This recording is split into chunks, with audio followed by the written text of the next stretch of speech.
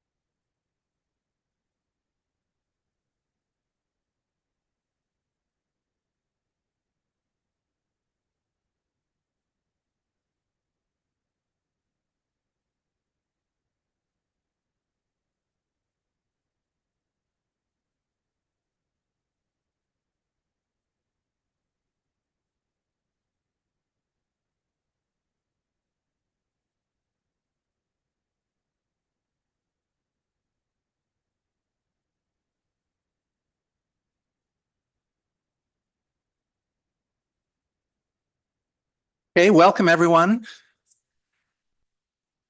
Welcome to the regular council meeting of April 28th. My name's Jeff Bateman. I'm the deputy mayor at this point for the final couple of days of April, and then Councillor Beddoes will take over pending tonight's election results. And I just wanted to begin in calling this meeting to order with just the note that this is federal election day, of course, and polls are open until 7 p.m. And I trust that if you haven't done so yet, you will depart promptly and do so, because this is a vital aspect of our democracy. And so thank you for that. Before we begin, I just wanted to let everyone know the district's flags have been flying at half-mast over the last week or so, initially to honor and memorialize the death of Pope Francis on Easter Monday, and now in memorial to those killed at the Lapu Lapu Festival in Vancouver.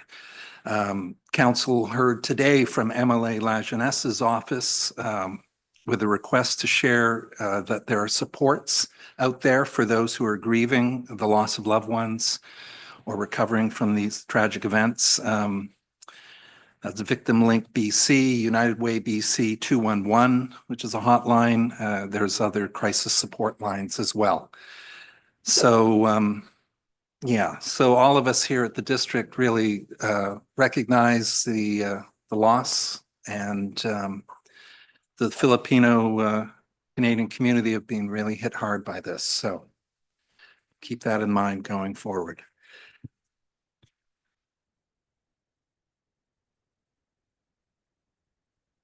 Hi, Ellen. Welcome, Mrs. Lewis. Okay. First Nation recognition. First Nation recognition. Later tonight, we'll learn about the Sooke Council Club and the young students with which it engages. And reading the agenda tonight, I was particularly struck by the territorial acknowledgement that is offered when these meetings between the mayor and young students here in Sooke. So I'm going to just quote it in full right now. So before we begin, let's take a moment to acknowledge the land where we live and learn. We want to thank the Sooke Nation and the Coast Salish people for taking care of this land. They have been here for many, many years, and we are grateful for their wisdom and stewardship. Let's remember to always respect the land and the people who came before us. Let's raise our hands to say thank you to the Sooke Nation and the Coast Salish peoples as we get started today. So, Haichka. Okay. This is a fascinating agenda tonight, I find, and I'm really looking forward to starting things off here in a good way with a public hearing. And, oh, excuse me, I've jumped ahead. Approval of the agenda. So moved by Councillor St. Pierre, seconded by Beddoes. All approved. So that is carried. Now, item 4 is the public and statutory hearings, and it's a requirement right now for me to read this aloud. This public hearing is being held pursuant to the Local Government Act. At this public hearing, any person who believes that their interest in property is affected by the proposed bylaw will be given a reasonable opportunity to be heard or to present written submissions respecting matters contained in the bylaw that are subject of this hearing. Copies of written submissions received to date are available. It is important that all who speak at this hearing restrict their remarks to matters contained in the bylaw, and it is my responsibility as chair of this hearing to ensure that all remarks are so restricted. Those of you who wish to speak at the appropriate time, please commence your address to the council by clearly stating your name and municipality of residence. Then you may give us the benefit of your views concerning the proposed bylaw. Submissions must be received before or during the public hearing in order to be considered by council.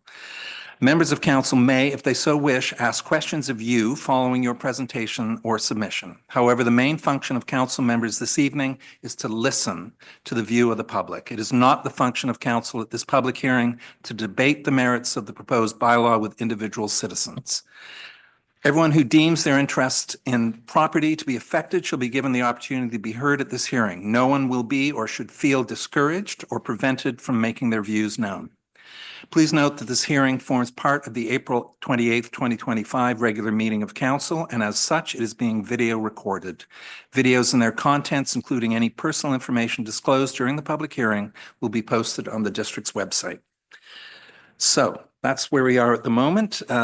This is public hearing, West Coast Road zoning amendment bylaw number 920, 600-109, 2025. And we'll proceed with a staff presentation followed by an applicant presentation and then public input. Thank you. So over to our Director of Community Planning, Manager of Community Planning. Thank you. Thank you. Thank you. Yeah, so this agenda item presented for public hearing is regarding the proposed zoning amendment bylaw at 6727 West Coast Road.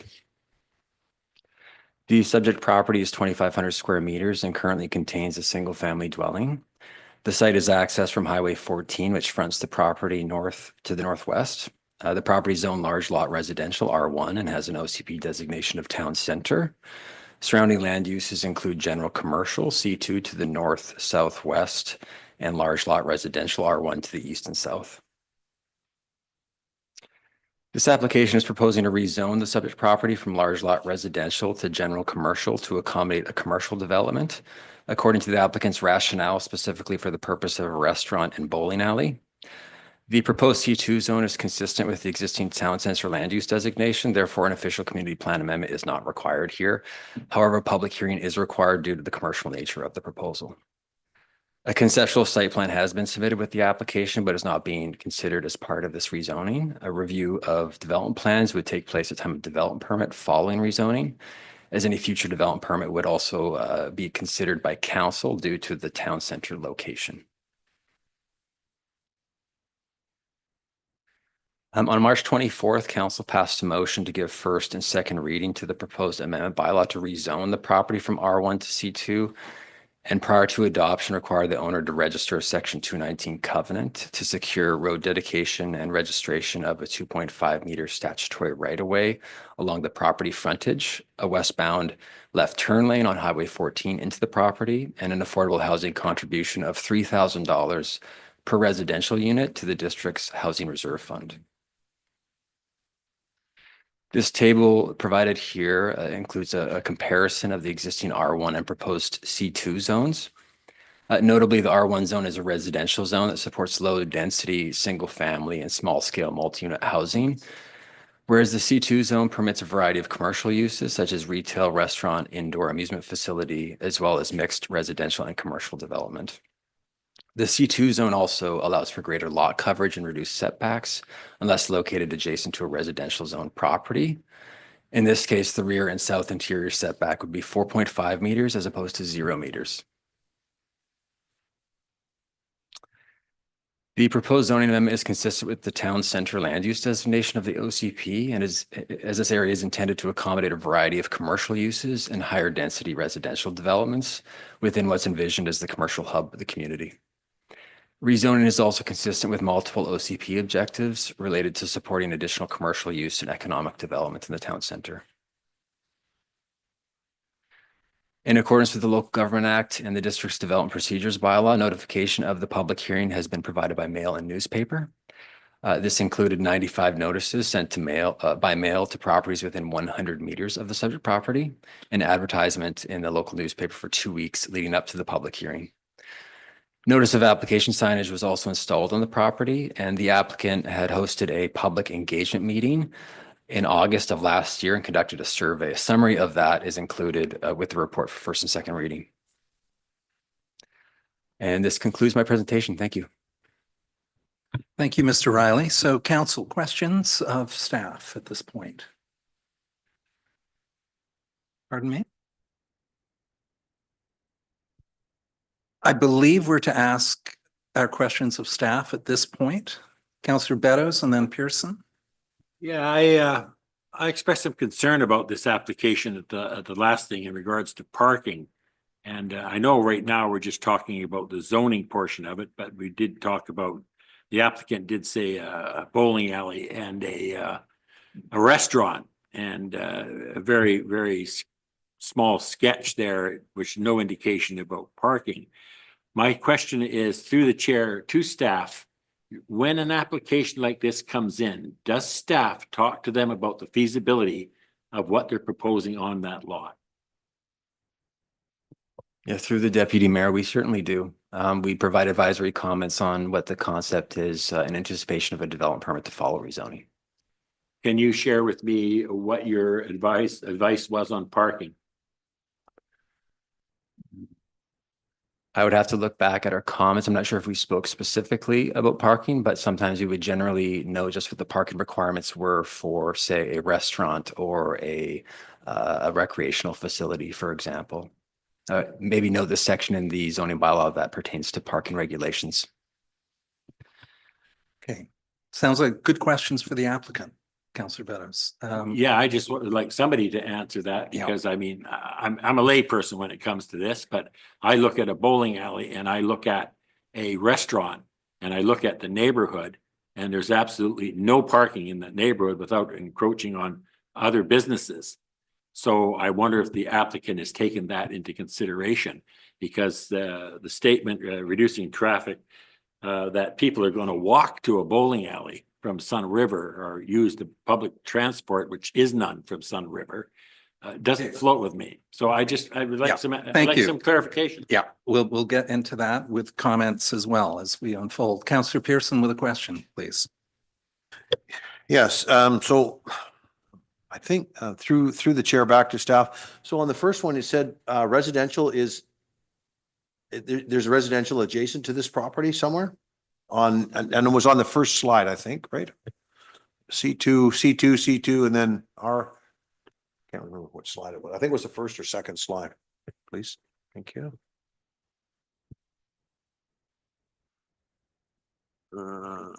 Nope, one more. Yeah, there, right there. Okay, so just the piece around the back, 8476 Murray Road. Okay, those are the ones. So it goes back on 1974, 1968, and 1963 Atherley Close, right? Is that correct? Correct. Thank you. And C2 and Highway 14 on that side. Okay, thank you. Second question, you've asked for a covenant of $3,000 per residential unit. This is if it's a mixed use, right? Through the deputy mayor, yes, that's correct. If it's a mixed use. If it is mixed use on a DP, if we get to a DP. That's Okay. correct. Perfect. Okay. And I'll wait till talk to the applicant about the public engagement piece. Thank you. Thank you. Councillor St. Pierre? I'm just assuming that by asking for the covenant in terms of housing, that we're actually hoping that the development proposal will have housing on it. I know that we've had a lot of single story development in the town center. That's not necessarily the vision of the town center at this point in time, though we're waiting for an OCP to maybe formalize that. Do we know if there's an appetite for that? Yeah, through the deputy mayor, at this time, the proposal that's anticipated for development permit would be a restaurant and bowling alley. There wouldn't be a residential component. The covenant is there in place in case the property changes hands or is sold, and as residential use would be permitted with the proposed zone if adopted. I can absolutely understand not wanting to live above the bowling alley, but still good to know. Thanks. Okay, second time speaker, I will wait. I'll be patient. Okay. And then just on the through the chair, and it could be director of planning. Do we have a policy yet? Affordable housing policy? I mean, we talked about it last year, and so I'm always interested when we have a number. And I meant to ask that question last time through the chair, so just.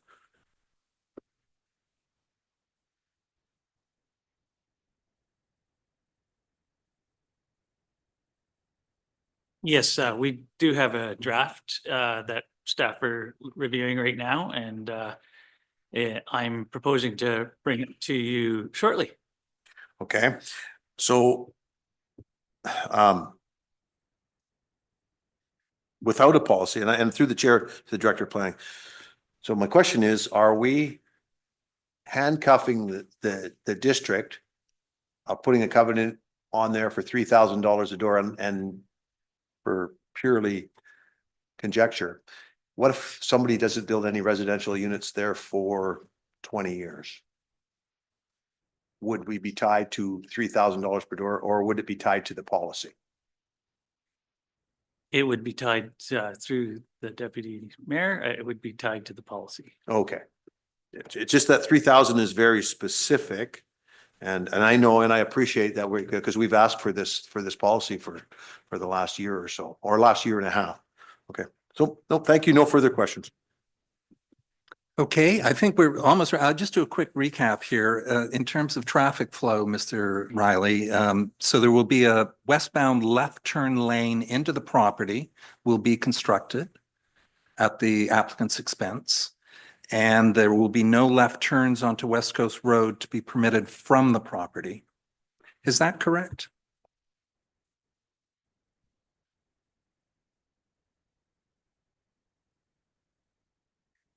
The TIA restricted left-hand turns out. And then left-hand turns in. The TIA said a turn lane could happen, but it would still depend on the ministry saying yes to that. In, so from the center lane in, Right. but not left out. Okay, thank you. And of course, as you've said several times, council will see a development permit capturing the form and character and design of the building at the appropriate time. We'll welcome at this point the applicant to step forward. Mr. Alhamar. I didn't pronounce that correctly, but yeah, please state your name and Thank you. My name is Luisa Amahana and I am here representing the applicant. Yeah. My name is Luisa Amahana and I'm here representing the applicant. Awesome. I do not have an official presentation to make to the council. I was made aware that the council had some questions for me. Yes. council questions at this point. Councillor Beddoes. Yeah, thank you. Again, I'm mystified by the parking. I mean, we have, from my history in this community, which goes back 35 years, we suffer from lack of parking in all areas of Sooke, and especially this area of Sooke. There is no surface parking, except to go around to other people's lots and poach on theirs, which I'm sure they would not be very happy with. So have you taken into account, because your rationale here about bus service that doesn't exist from Sun River, it doesn't wash with me. So what is your contingency plan when you don't get this portion which says that there's no parking there? Preliminary plans, as we've talked to the architect, however, any do say that we will have enough land to meet all of the city's requirements when it comes to parking and even more. However, given the fact that this is still a rezoning permit, we do not have the full architectural plans. Therefore, we do not know exactly how many lanes and how many tables we will be able to say how many parking lots we will need. But preliminary talks with the architects and the civil engineers have showed us that we will have more than enough room for all the parking requirements by the zoning bylaws. Well, I wait with bated breath to see what those plans are, because I have a look at the size of the property and what your proposal, but if you can have your engineers dig a hole in the ground, put underground parking or whatever it takes, that's fine. But I'm We will just saying, make sure to just have be it careful. ready. I think Yes. I'm not alone in the public that is concerned about the parking in the downtown area. We will make sure to have the appropriate amount of parking when it comes to the development permit. Okay, thank you. Can I request that page 21 of tonight's agenda be screened for us tonight? That does show the layout that Mr. Anderson has prepared for the applicant. Yeah, because it does show potential parking and the building layout footprint. It is in our package. I'd be nice for the applicant to be able to speak directly to it.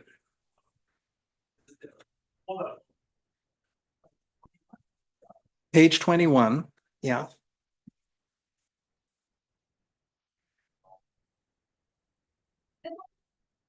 There it is. It's right there. We can see it to a degree. Yes, the proposed parking, the chair will be in that. If I may come up to this. Yes, please.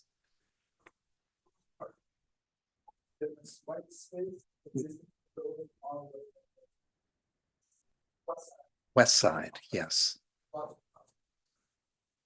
Yeah. This is not a full architectural drawing, so all details will be confirmed once we do get to Yeah. the development part. With this footprint, how many parking spaces do you anticipate? I do not know the number off the top of my head, but I believe it was close to 40. It was close to 40 parking spots is what we Okay. were proposing. Yes. Okay, I have other questions, but other councillors perhaps would like to jump in? No? Councillor Pearson?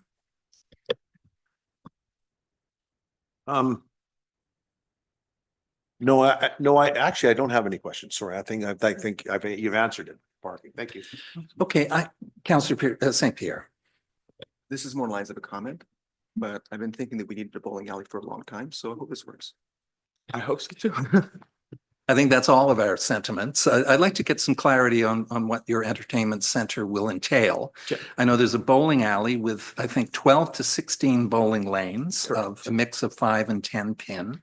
Correct. Yes, a pizza place on the ground floor. Correct. I'm quoting from the Victoria Times Colonist, because as you know, there was a regional excitement about the addition of a 4th bowling alley to the South Island. We only have 3 at the moment. That's correct. A Mediterranean style restaurant on a 2nd floor. Correct. And I see in the News Mirror last week, you mentioned a bakery as well. There is plans to have a little bakery / coffee shop for people to enjoy on that same first floor On the of first the floor. bowling alley. Yes. Okay. Okay. Now I see in the petition that you have online that there is an AI rendition of the, Yes. that is a very fanciful. That's merely for. That's merely very- for illustrative for purpose. illustration Okay. To give an idea, but the Okay. development permit will clarify all those details. Now, can I ask development pro forma, have you gone through that process of really identifying the financial blueprint for this project, and are you confident of being able to execute? Yes, we have done a preliminary study on the financial blueprint, and we've also are in contact with an architect who has provided us with a what they call I forgot exactly what it's called, but it's that first plan that we'll have to sign and submit to them for them able to give us the preliminary drawings so we can start working on the development drawings. So they have submitted that quote to us. And we are in talks with them pending the rezoning application to start that process. And also in talks with our mortgage and brokers to be able to secure the funds, but the financial plan looks feasible as of right now. Yes.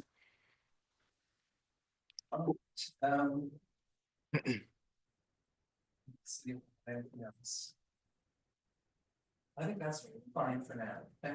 No more questions? Okay, thank you, sir. Thank you.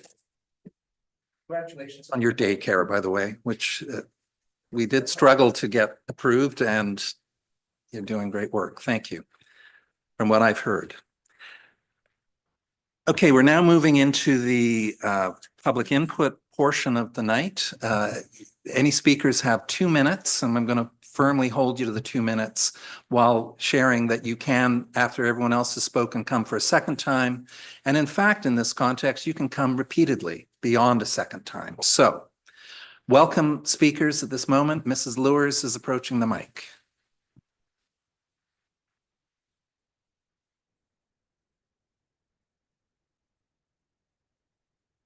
Thank you, Ellen Lewis. I just wanted to say, that having served on 3 OCPs, every OCP, there was a request for bowling alleys. So I was pretty excited because it's definitely something we need. I have some questions in regard to the $3,000 for affordable housing when they're not putting in housing. I think that's a little unfair to ask for money when they're not putting in housing. So I think that that should be taken out. And if it's 40 parking spaces, there is a formula, I believe, for commercial parking. So that should be followed to make sure that there is enough parking. I agree, there's not enough parking anywhere. And the idea of putting a restaurant, a bakery or a coffee shop, I think that's a wonderful idea. So I just want to speak in favor, but yeah, but don't make it too onerous for people because it's tough enough in this country to make a living. Thank you. Thank you, always.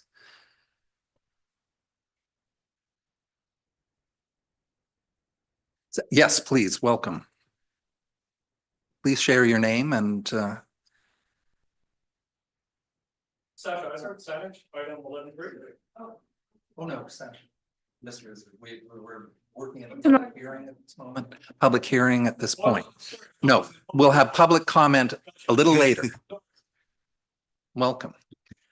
Okay, further comment. Hello, my name's Helen Ritz. I live within the 100 meters of the property, and I have no issue with the commercial zoning. It aligns with the OCP, so that seems fine with me. Actually like the idea of a bowling alley. I am one of the people that could walk there, so that's exciting. I assume there would be some consideration to address the fact that it would back onto a residential neighborhood in terms of hours of business, where the garbage is located, street lighting, et cetera. If you want any insight into that, you could ask me, because I live next to a now defunct car wash. Similar to Councillor Beddoes, I will have issues at the development permit stage regarding parking. I looked up the parking requirements for bowling alleys for Victoria and Langford, and it's 5 stalls per 10-pin lane. And then so at 12 to 16 lanes, that's 60 to 80 parking stalls. And I would think we would need every bit of that. And also on the transportation plan, I believe there's some kind of road connection between Atherley Close and Murray Road. I should have looked that up before it just came to my head, but there is some kind of connection there. So I would want that looked at. Otherwise, the idea, I love it. I love Mediterranean food, and can always use more restaurants. So there are some parking issues, absolutely. The parking attendant knows me well because I call a lot for people blocking me in and things like that. So, but if we can work those out, then that'd be great. Thank you. So further comment.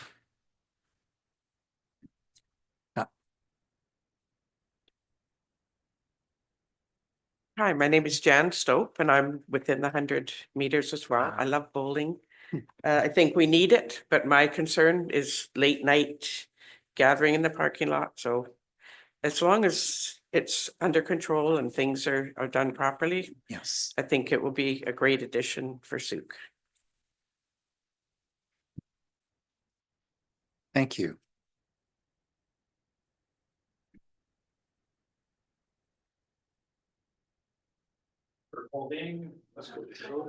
Microphone. Herb Haldane, Otter Point Road, sorry. I'm for this application 100%. The one thing to keep in mind is that in the downtown area, no single family residential is allowed anymore. Everything has to be multifamily, commercial, so on. That's what this is doing.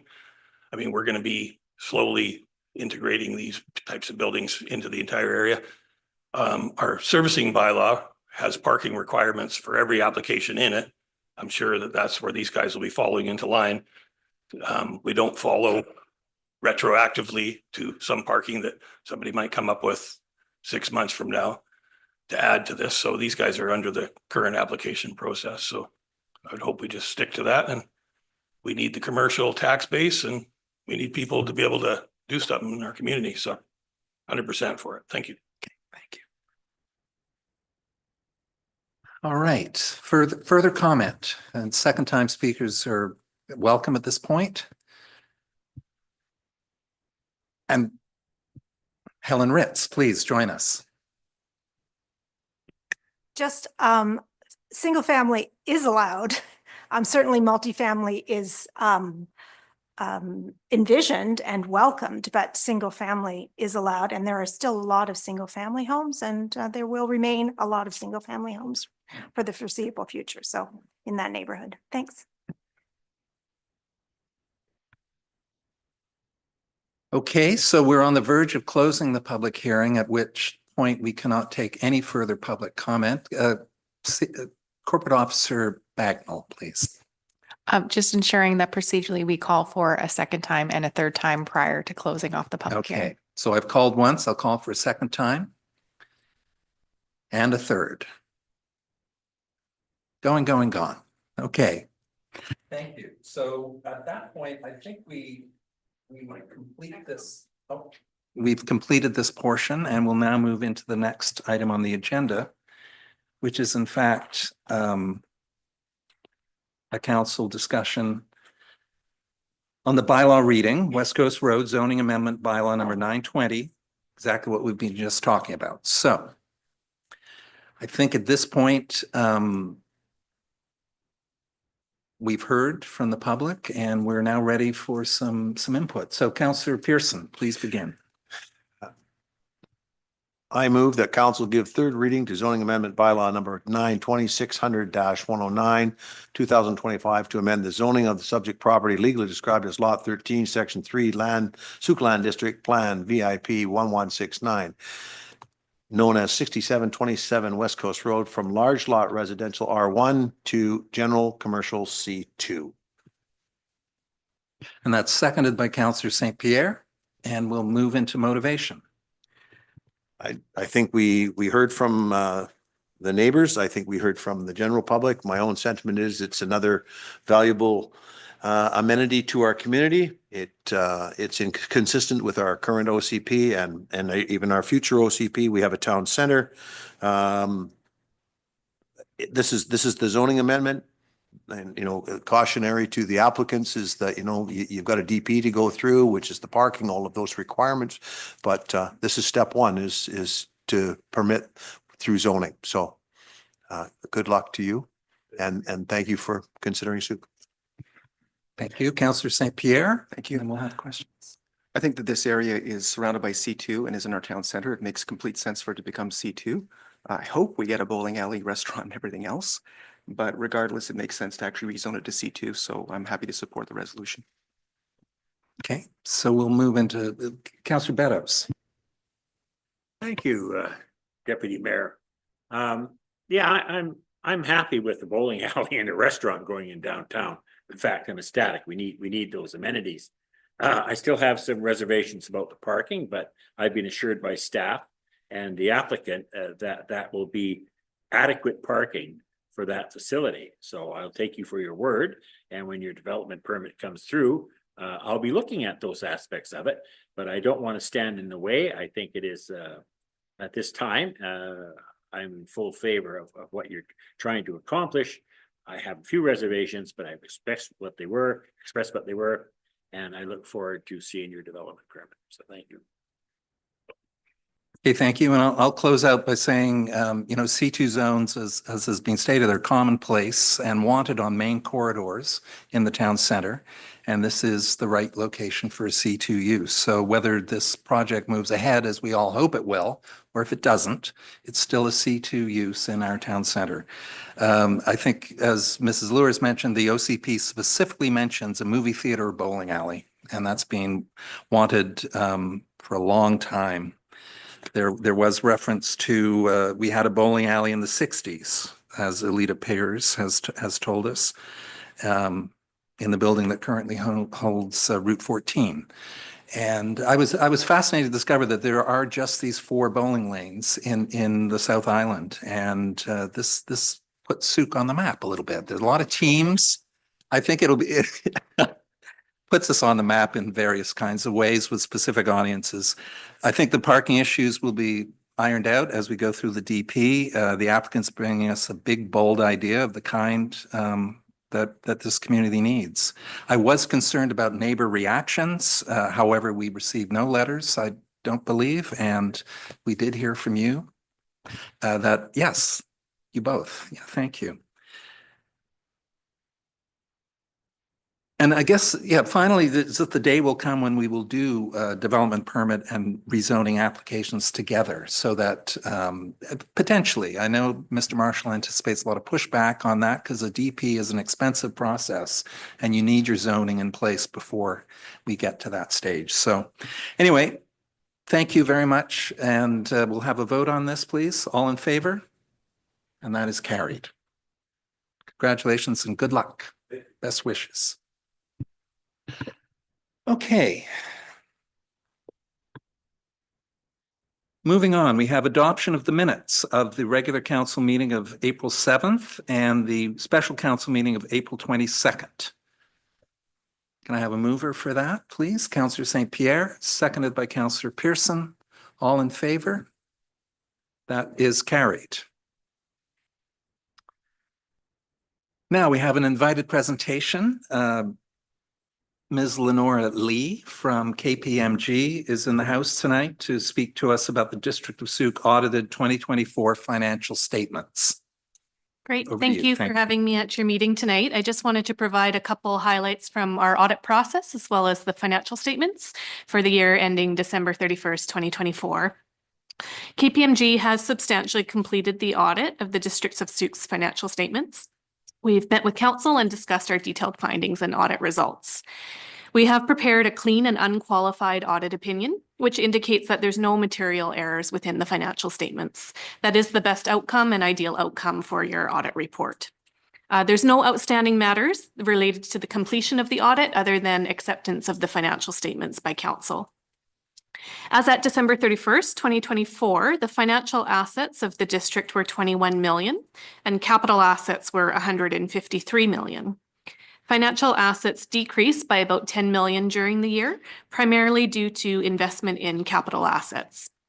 Total liabilities were about 15 million, which also decreased from last year's 21 million, primarily due to timing of invoice receipt, as well as the use of certain developer cost charges and payments in lieu as capital projects came to a close. During the year, capital asset purchases were about 13.7 million. There was 1.5 million of developer donated assets and amortization of 3.2 million. The major capital projects and capital acquisitions during the year included the Charter Streetscape pump truck vehicle purchase, force main work, as well as Church Road roundabout.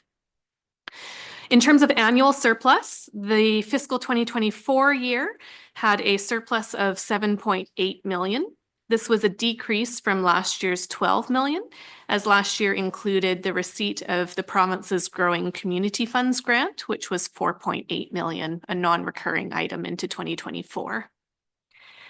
Excluding this grant, revenues increased by about 9%. Expenses increased by about 8%, primarily due to filling vacant positions, as well as a continuing inflationary environment on most goods and services.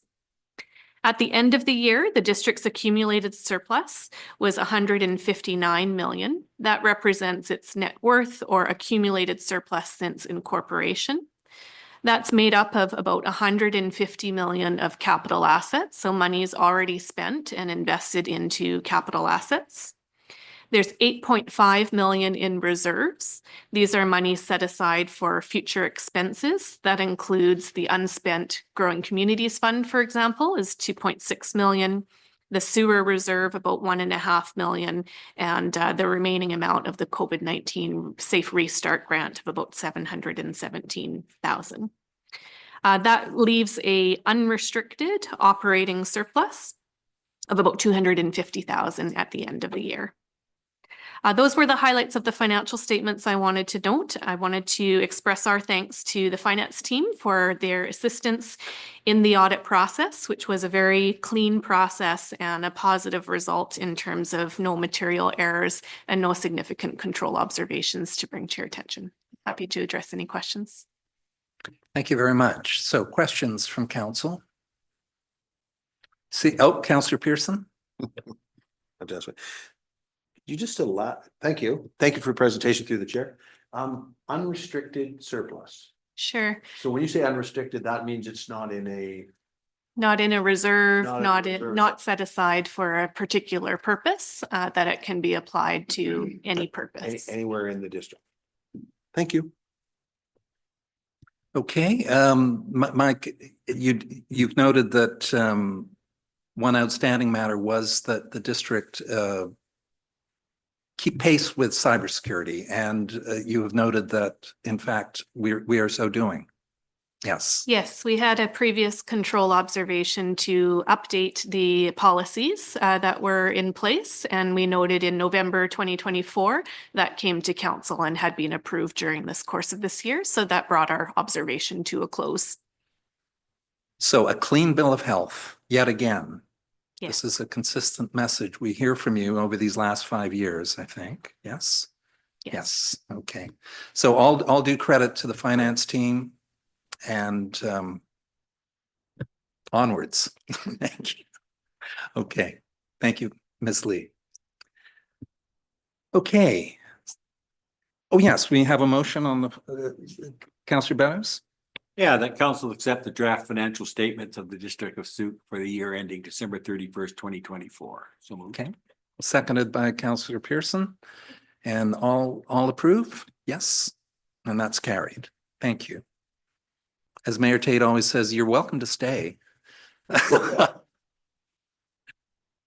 Goes for all of you. Okay, glad you're here. Okay, so we're moving now into delegations. We have a delegation from Royop, Introduction and Vision for the West Coast Road Development Project. And that is the 9 acres behind the Hope Center. Gentlemen, welcome.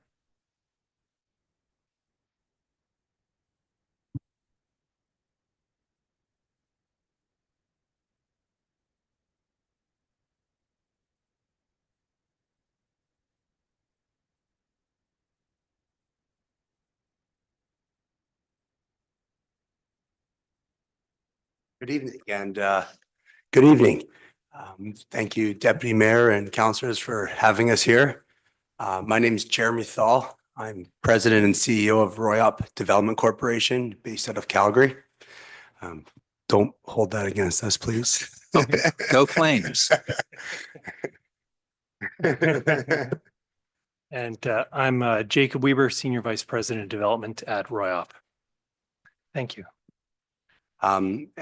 We're very grateful for being here tonight and giving us the time. We're excited about this opportunity in Sooke. I just listened to how excited everybody is about a bowling alley, and that's pretty cool to get one actually. Our company Royop, it's been around for 60 years. I'm third generation. We've been retail developers and owners of shopping centers throughout Western Canada over that 60-year period. We've touched a lot of markets throughout Western Canada, BC, Alberta, Saskatchewan. Over the last 20 years, we've been predominantly focused in Alberta and bringing services to communities throughout, all the way from southern Alberta to Medicine Hat to Fort McMurray.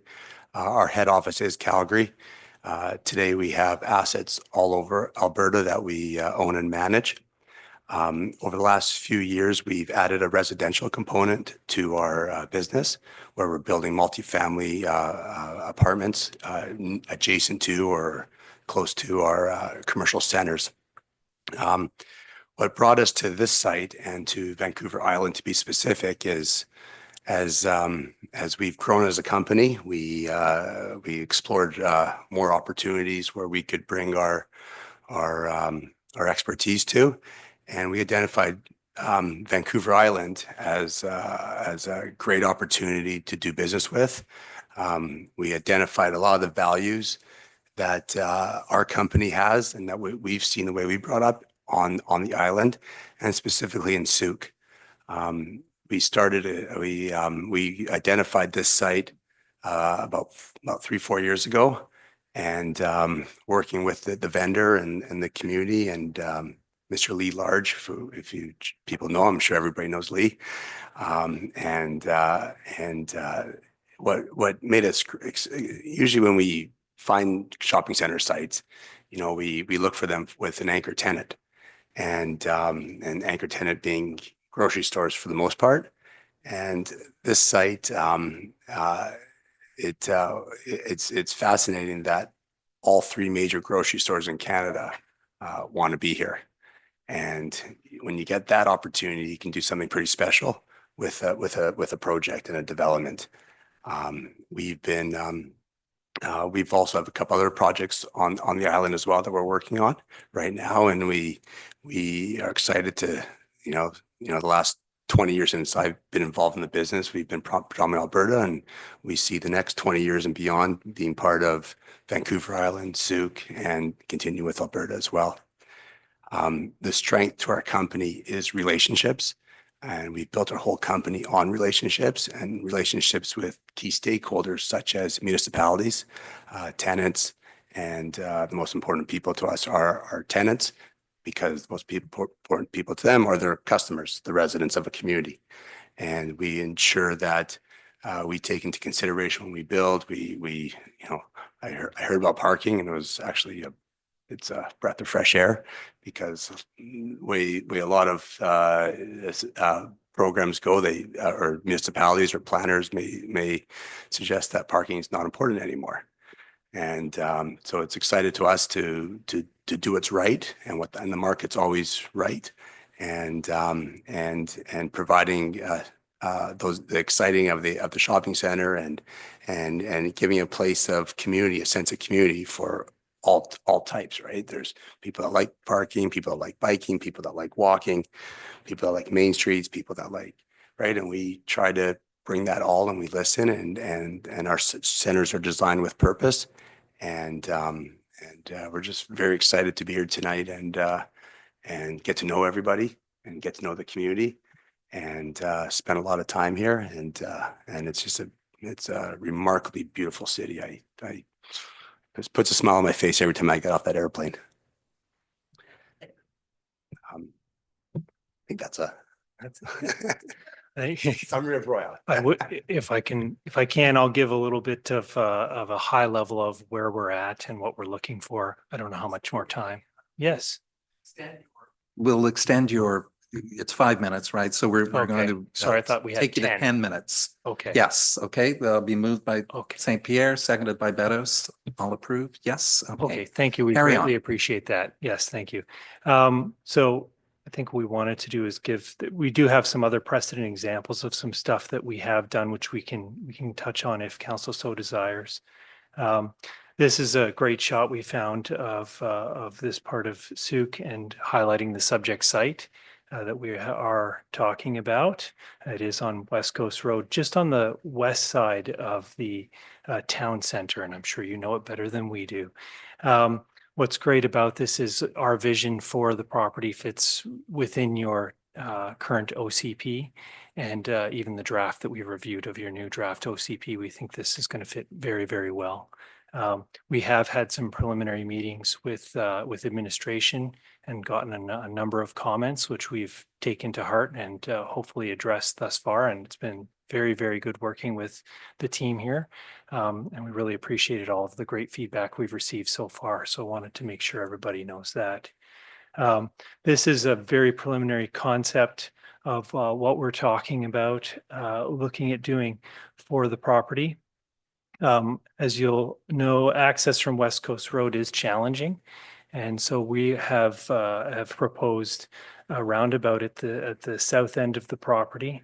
There's the existing Seawalk Trail along the west boundary, and we're proposing to offset from that a main street that runs through the site, to be able to create a retail main street with some residential on top. Again, fully in alignment with your multifamily and retail and commercial uses for the town center. What's really interesting is that the town center land use that you already have in your bylaw would be perfectly tailored to what we've envisioned for this site. So again, some of the more auto-oriented retail up against West Coast Road, pardon me, and then going back into this full-length Main Street, creating a new north-south connection through the property. probably very different than a previous concept you may or may not have seen. Our intent is still to have a grocery store anchoring the property with about in total 70,000 square feet of retail and 200 multifamily units. Again, giving you an example, again, very high level, but showing how the transportation links would work and a little bit of an idea of that main street with angled parking to really enhance that Main Street feel, wide sidewalks, and we've proposed bike lanes through the Main Street as well. In addition, we've got the walking trail on the west side that we would propose to preserve, and then with the roundabout, the connection across for the seawalk down into the park would hopefully become a little bit safer. We've walked that a few times and found it a bit dicey crossing that section of road. And then the policy that is in your documents thus far is calling for a new east-west pedestrian connection, which we have shown through here as well. So we have sort of a little main at the center of the site that creates that center with a park and public area, and then the rest of the buildings facing onto the main street. Again, very high level, but this Park Royal in Vancouver is an example. If anyone's been over there, of this angled parking with the retail fronting on. Another example, if you've been down to Seattle, is University Village. Again, trying to get this mix of lots of retail uses. And our intent is work with one of the national grocers that is keen to come to the site, and then create that opportunity to have a draw for local businesses to come and establish, in addition to some other smaller users. Look and feel, our present look and feel right now, maybe not everyone's taste, but we're going for something a bit more what we're calling Nordic Fishing Village inspired. Our architect is born and raised in Sooke, but she actually also happens to have done a Nordic fishing village, and we think that this is a really cool idea. So we're hoping Rebecca can pull it off. So this is some of the inspiration of what we've looked at, and again, something that's that could be a little bit different, but we think we could create an amazing project. It's what we've done for 60 years, and both Jeremy and I have been in this business for 20 years each plus. Respectively doing this, and we love what we do, and we wanted to come and just meet council, let you know that things have been going great so far with administration, give you a peek into where we're at, and get some feedback from you before we make our formal application. And I think that concludes our conversation with 8 seconds left. Well, what an interesting night this is turning out to be. We have time. We're not going to be asking questions of staff tonight on this subject because, of course, there will be a due process. However, some general questions are welcome. Councillor Pearson and then Beddoes, I think. And yeah, okay. Pearson up first. Okay. Thank you for your presentation. It's timely. It's in our town center. It's a very positive feel what you've presented tonight. I'm looking forward to, this progressing, from my point of view. I like the fact that you know what you're talking about. You walked across the road, you went to Ed McGregor Park, and it is dicey walking across there. So improving things like that send a loud message to us that you care about community. So and that comes from actually being on the ground and walking around. So I really do appreciate your presentation. This is a critical piece of property for us in our town center. It's been sitting there idle almost, for a number of years. I'm looking forward to it finally coming to fruition. This is a very exciting night tonight. So thank you. Thank you for being here. Councillor Beddoes. Yeah, I'm very excited. Thank you for your presentation. It is long overdue, and we would welcome just the opportunity for, we have a lot of residents in Sooke that are looking for storefronts to run their business, and they can't find any because everything we have is full up and some of it's pretty rickety. So we'll be looking for some new structures. I do want to just say that as much as some communities say that parking is not consequential, it is here in Sooke. We've had some developments in the past that have not taken into consideration the parking, and it haunts us to this day. And I see by your development that you have taken care of that. Whether they're electric cars or gas or whatever they are, we're going to be dependent on cars for a good few years. So I'm glad you have that incorporated in your plan, and good luck. And we hope to be seeing you breaking ground sometime soon. Thank you. Councillor St. Pierre? I do have a comment like everyone else. Very impressed with the presentation. Love your vision. Love the Nordic feel. The Nordic, well, not Nordic, the village, the fishing thing. Because obviously Sooke also has a background that way, and it'd be nice to lean into that a bit. What I was curious about was also to do with parking. I've seen some beautiful designs in terms of having covered parking areas that actually have usage over the top. And that seems like a really good use of the square footage that's available, while at the same time keeping the cars from baking in the sun, which does tend to happen. Wondering if you can actually incorporate that, because it seems like a useful sort of thing to do. But If I might, covered in what way? I believe with something substantial. I think one of them had essentially rooftop gardens. Others had things like solar panels. Various options exist. It's it's not really underground parking. It's sort of underground parking that's above ground. But once it's covered, you can actually do a lot of different things with that same space. It's not just parking anymore. You met your parking requirements, but you've moved for more retail, more housing, more whatever. And just kind of throwing that out there. Okay, well, thank you very much for that feedback. Yeah, I don't think it's something we've done, but we can certainly look at it. And I know I've seen a few recently with solar panels. Actually, the TELUS Spark Science Center in Calgary has it. So there's an example. I quite love the idea of solar panels on top, cars keeping cool underneath, and the EV cars charging at the same time. It's all very tight. That's all. Interesting. Thank you very much. Okay, so I'll just close out by saying I too am excited about this. You know, I was interested in your company. I see you have there's the expression of force for good. So this desire to work within communities and help these communities with our priority needs and growth. I see under social category support for local businesses. So how might that play out in this development? I think Councillor Beto has just leased like 10 bays for us. We will work closely with a local broker, or a broker that has expertise. Every single person that's interested in being part of our shopping center, I'll say better know about the opportunity that we have. And if they don't, I'll make sure they know about the opportunity. And we will, local businesses, the mix of local businesses, national, local, regional, it's what makes a successful shopping center, right? And, I not to pick on my competition, but we went by a shopping center today, not in Sooke, and it's a brand new shopping center, and it had pizza, Barburrito, Subway, and I'm like, wow, we could have done so much better with this piece of land. So,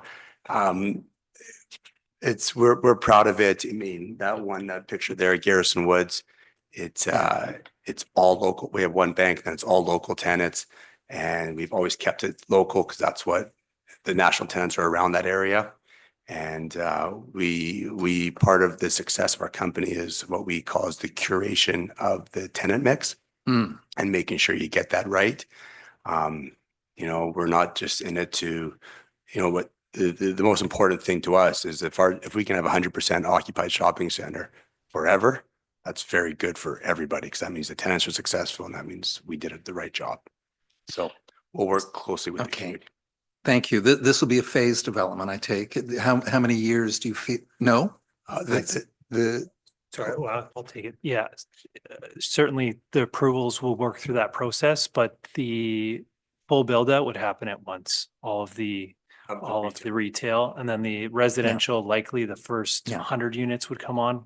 And then we would roll into the second 100. Okay.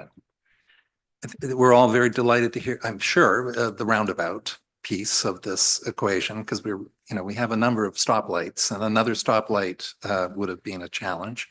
And when the Seawalk Trail is the Gatewood route, is that correct, at the far western perimeter? That's correct, yeah. Okay. Okay, and I guess my final comment in terms of the residential, there is what I might suggest would be a surfeit of rentals coming onto our market. Would you be looking at rentals or condo sales? We're at a point right now, we're going to continue to evaluate the market in that regard. As you say, there's a lot of rental coming on. We're not sure if that market is going to change. And, we do know that we've got a lot of work ahead of us in a rezoning and then a development permit. So again, we've got some homework to do as things change and move in the market, but we're open to both options. A final question here from Councillor Beddoes. Yeah, just it goes on to Councillor St. Pierre's about the covered parking, and I'm going to go back to Calgary because we were there last year at the Federation of Canadian Municipalities, and we had a tour of one of your recreation centers there, and it had covered parking, and they were able to solar panels, and there were solar panels that work from underneath and on top, and they were able to supply the rec center with all the power needs they needed there. Mind you, they also have gas for heating.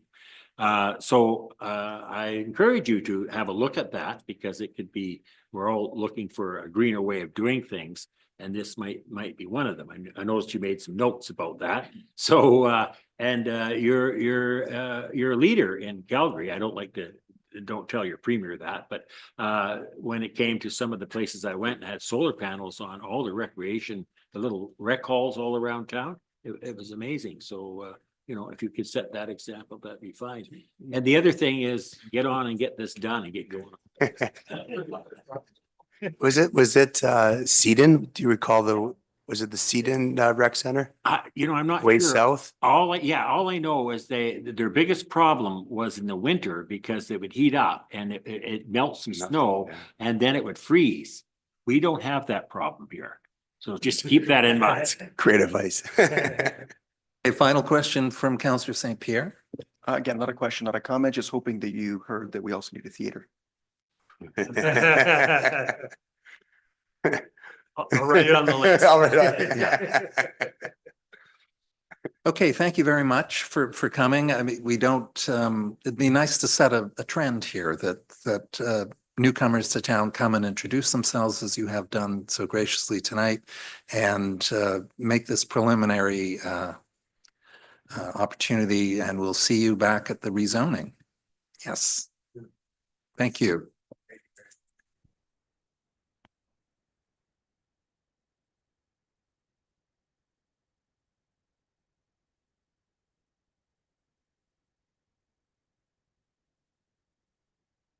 Okay.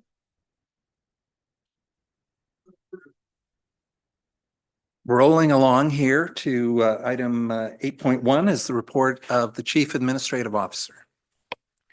Thank you, Deputy Mayor. I'll just touch on a few things in my report and then happy to answer any questions.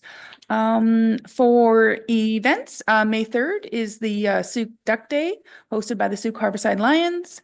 The Sooke Country Markets have started up for the season, which is always well populated and our Saturday event. So those go Saturdays beside the fire hall here from 10 till 2. Night market starts June 5th, runs Thursdays from 5 to 8 p.m. on August 28th. And just getting some advance notice out there to save the date for June 7th for the District of Sooke and our community partners celebrating the 25th anniversary Community Day. More information's on our website for that. Big thank you to all the residents who have participated in the High Ground Hike recently. Excited for that work. I didn't attend myself, but I understand the staff that attended had a great time. And thankfully, I believe the weather cooperated, which is always nice. On the HR front, wastewater operator, we are currently screening for that competition in the stages of interviewing for the Parks and Environmental Services Coordinator. Again, I'm just going to keep manifesting this. Our chief building official is starting June 2nd. So very excited to have him start with us. Lots of links to all of our news releases over the last month there. And maybe one more thing for me to touch on, a couple more things would be the CRD and the hydro projects. Obviously, as the community is fully aware, carpocalypse, I think I saw one comment about that, occurred a few last week there with the work. And it was primarily caused by the BC Hydro project not following the rules of their permit that they received from the Ministry of Transportation.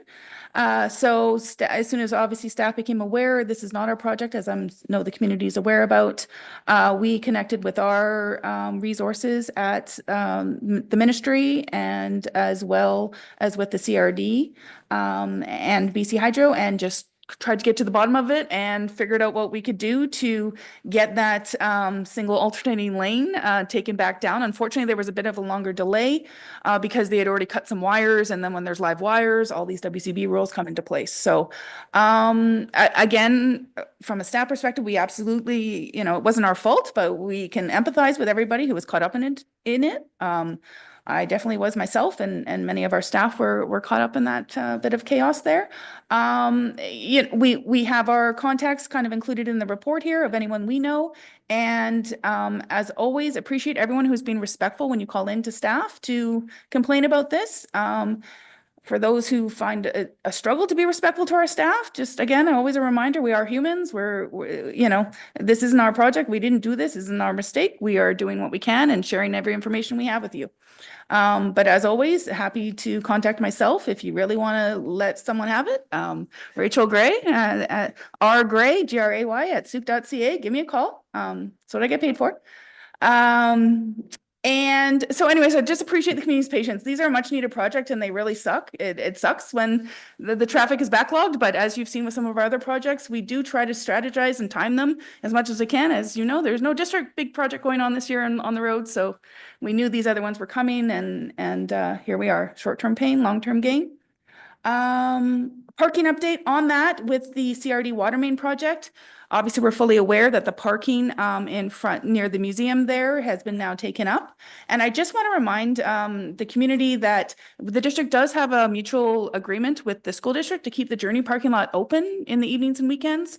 So if anyone's around, out and about and sees that it is locked, just follow up with the district because it just might just be a friendly reminder for staff there to keep it open. So that is an alternative option. And as the weather's cooperating, there is a trail system to get through if you're going to the market. On the report is a couple public participation items. And I think that's it. I'll leave that there. Happy to answer any questions. Okay, thank you very much. Questions? Councillor Pearson. Yes, thank you for your report through the chair. Just curious about the 25th anniversary. Is there, it kind of looks like a big event, and are we advertising that elsewhere and out there? It's on our website, but are we, how big are we trying to make this, I guess? Through the deputy mayor to Councillor Pearson, I believe our communications extraordinaire is off this week and then for the next couple of weeks. I don't know all the specifics, but definitely we're hoping that this would be a well-attended event. We're getting some fire smart activities happening at the same time, trying to, I believe, get obviously some children involved in an engagement on that level. So yes, I believe that's the plan is to try and advertise this far and wide. And no, it's not till June. I'm assuming there'll be some advertisements in the Sooke News Mirror as we get closer to the event date. Okay, thank you. No further questions. I see at the 25th anniversary, there will be animals. So as we discovered on Friday at Woodland Creek with the goats, thank you, Mr. Ryan. 200 kids. It'll be a fun family day. I'm sure 11 to 4 on Saturday, June 7th. And yeah, I too was stuck in that traffic on Thursday, and I was in it for about 45 minutes trying to go to Victoria. I turned around in defeat. Yeah, it was a learning lesson day, I think. And yeah, I could go on, but thank you, Ms. Gray, for your report. Okay.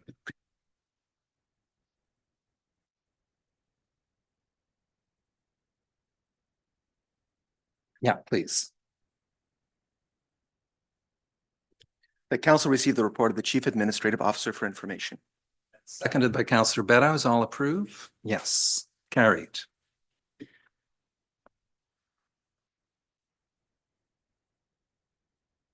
Public question and comment period. So you are welcome in waves of 2 minutes each, and there is an opportunity for second time comment. So.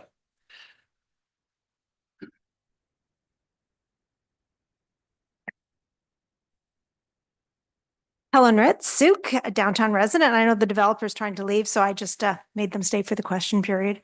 Anyway, I just wanted to say that it is very nice to hear from a developer that has read our OCP and our new draft OCP and is going to follow it. Oh my, you have my heart now. Small storefronts are definitely key. We've had lots of big developments and they put those big spaces and they sit empty. So people want little incubator place, basically something affordable to start a business.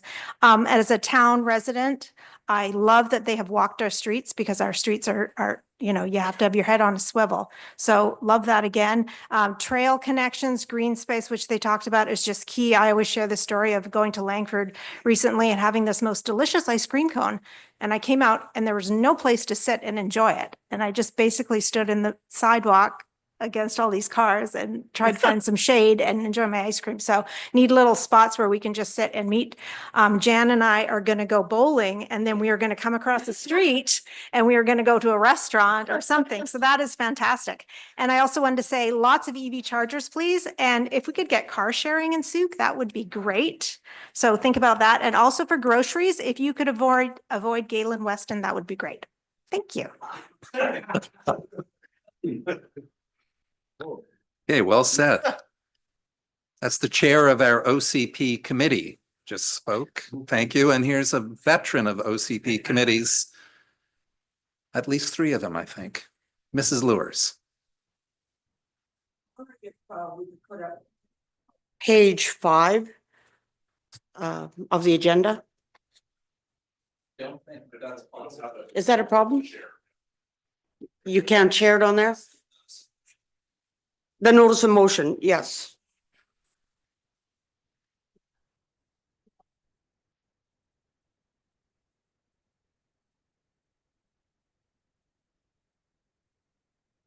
Page 5.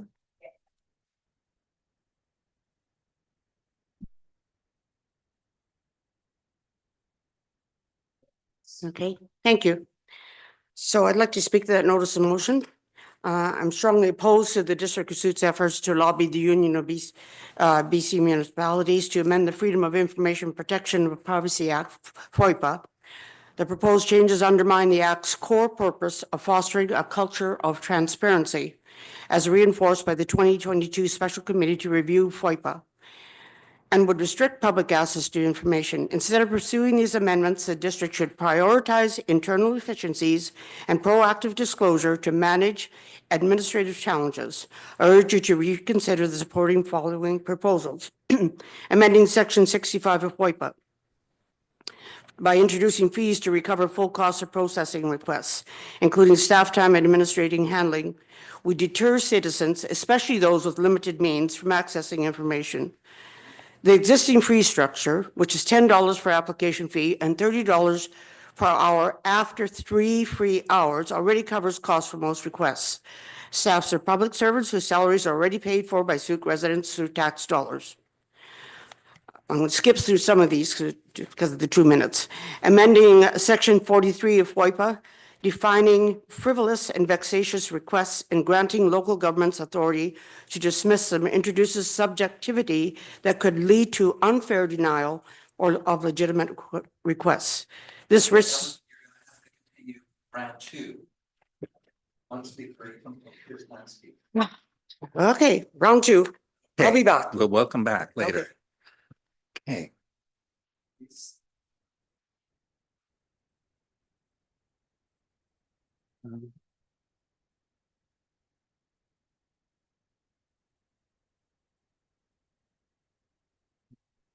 Evening, Paweł Zając, Sooke. I'm on the same subject as a previous speaker.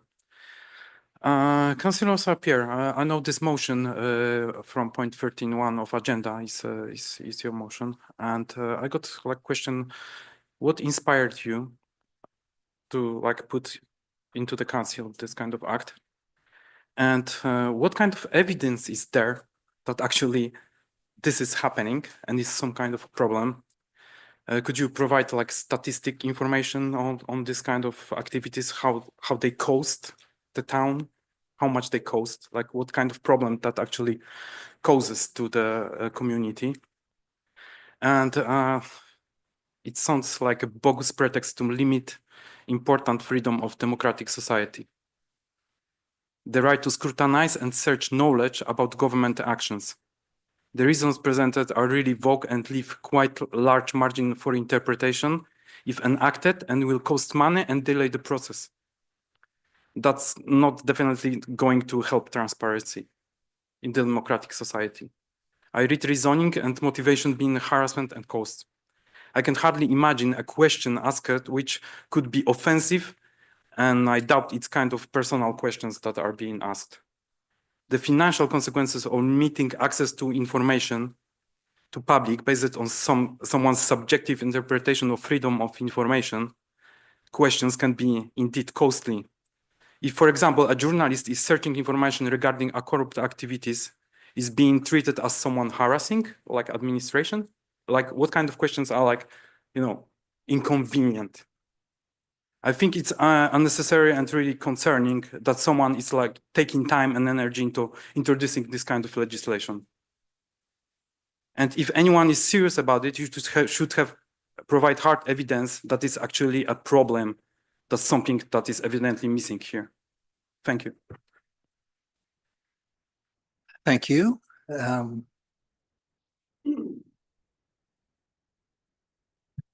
Wild? Nick Dickinson Wilde, Sooke. I have often disagreed with Ellen Lewis on many issues. On this particular item, 13.1, I am in significant agreement. Item 4 sounds great. Item 1 and 3, I'm strongly opposed to. Limiting the number of freedom of information requests when freedom of information requests often take many months to get full answers does not seem reasonable to me personally. Defining vexatious requests absolutely makes sense. I do not know the specific request that drove this or the number that Sooke has. It's not really the place to ask questions at this time, so I won't directly ask those, but I would be interested. But defining them makes total sense. So I have significant qualms about 13.1, and I would encourage fulsome review and adjustment of it. Thank you. Thank you, Mr. Wild. Further comments? First-time speakers, please.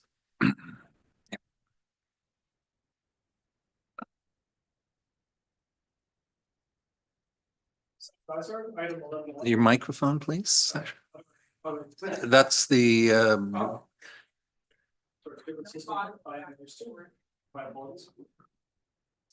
Sasha Izard Sanich, item 11.3. Well, I'm not surprised that the UDI didn't bother to show up after more than a year to explain themselves. What were they going to say? UDI is not a lobbying group again? That was a complete flop 2 years ago at View Royal Council when the elected officials realized that not only is the UDI a highly active registered lobbying group on the BC Lobbyist Registry, but it was their registered in-house lobbyist who said that fateful remark on the record. Upon realizing that afterward, View Royal Council decided to end the district's UDI membership after less than 5 minutes of deliberations on November 14, 2023, and ratified the decision a week later, the same day the UDI Capital Region pulled down their members directory and website, both of which are still down today, and now also missing is their extensive list of backroom committees that meet with numerous branches of government behind closed doors. They wanted to set up one of these committees with Sooke. The UDI cannot explain themselves to local governments. To do so is far too incriminating for them. The jig's up, the cat's out of the bag, and it's not going back in. The UDI plays a double game where they legally register lobbying activity under the euphemism of, quote, advocating, and then they turn around to local governments, including elected officials, and pretend they are just there to benevolently educate them and expect to get paid for it using taxpayer funds, which they do. While they register their lobbying activity as advocating, they also advertised in their policy and advocacy updates newsletter in March 2023 below a subheading District of Sooke, nonetheless, quote, if you are working in a municipality listed here and would like to be involved in our advocacy work, please contact the UDI Capital Region's Executive Director. Yes, the same one that denied that the UDI is a lobbying group, despite their being registered as the UDI's in-house lobbyist. How do they get local governments to sign up? They do so by approaching planning departments and getting them to do so unilaterally using the corporate credit card, and almost always without votes by elected officials, and often without even the knowledge of the elected officials, or at least most of them as in Sooke. Yes, it's sad, it's even a farce, but remember this disturbing joke is on everyone in British Columbia. Yes, we've been had, and so has the district. Thank you. Right on time. Thank you, sir.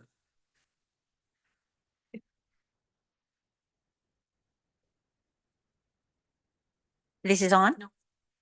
It's on? Yes. So I'm Veronica Pemberton Billing. I live in Sooke. Thank you for all your work. Good to see you. I also am going to speak around UDI. I don't think I will do as an effective job as Sasha, however. But let me just say that I am deeply concerned about two things.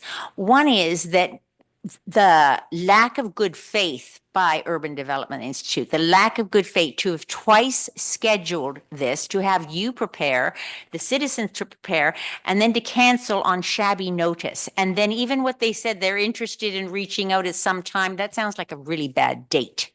And so I'm very concerned about that. I think council should completely cancel this motion and cancel this membership and vote to do it unequivocally.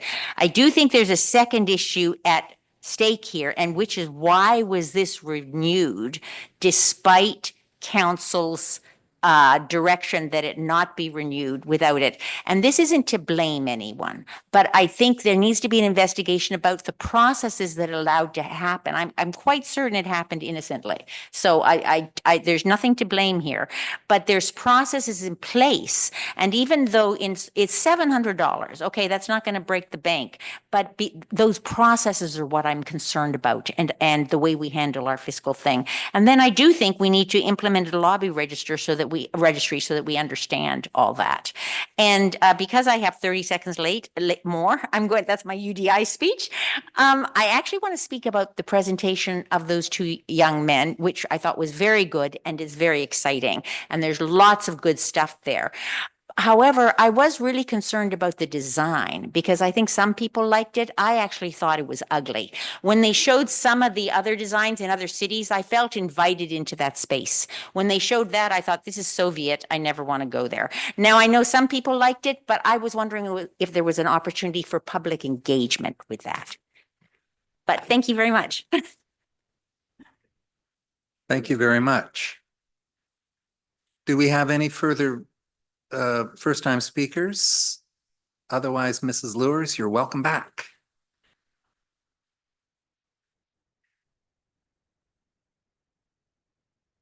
Thank you. Just want to say, I too thought the buildings were ugly, and when I looked at the people around me, they're all going, ew. So, yeah, no more tin buildings, thanks. We got enough of those. Okay, a streamlined records management.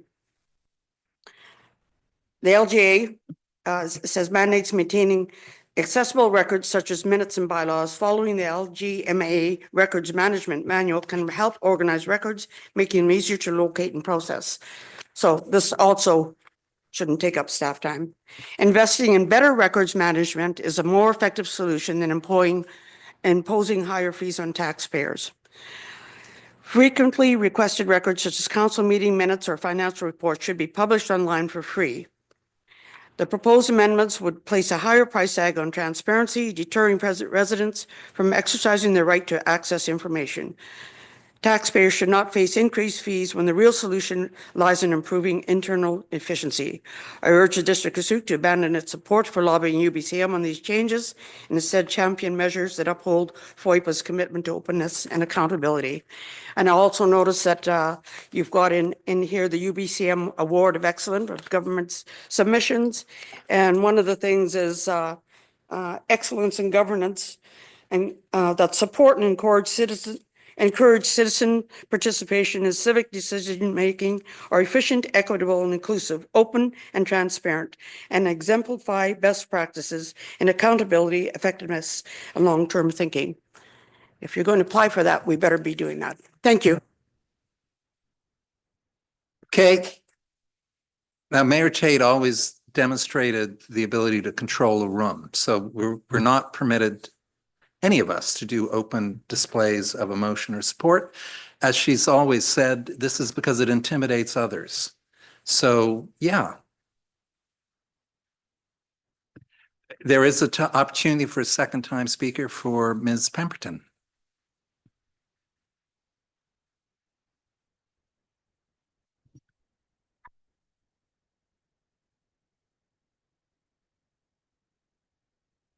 Great, thank you. I also wanted to speak about this motion for the freedom of information, and I'm going to speak about it in principle. It's extremely undemocratic. I mean, extremely. And that's the fundamental responsibility of our staff and our elected people, is to be transparent. The bottom line, whatever the staff does, this is the first responsibility. And I'm going to say, and I do appreciate every time I get a copy of the agenda and the hundreds of pages involved, I really don't literally do this, but do drop down on my knees to thank you for the work that you do, the kind of preparation that this takes to govern the way you do. So I really am deep in my appreciation of each of and all of you. But I do want to say, as a citizen, it's hard to keep up.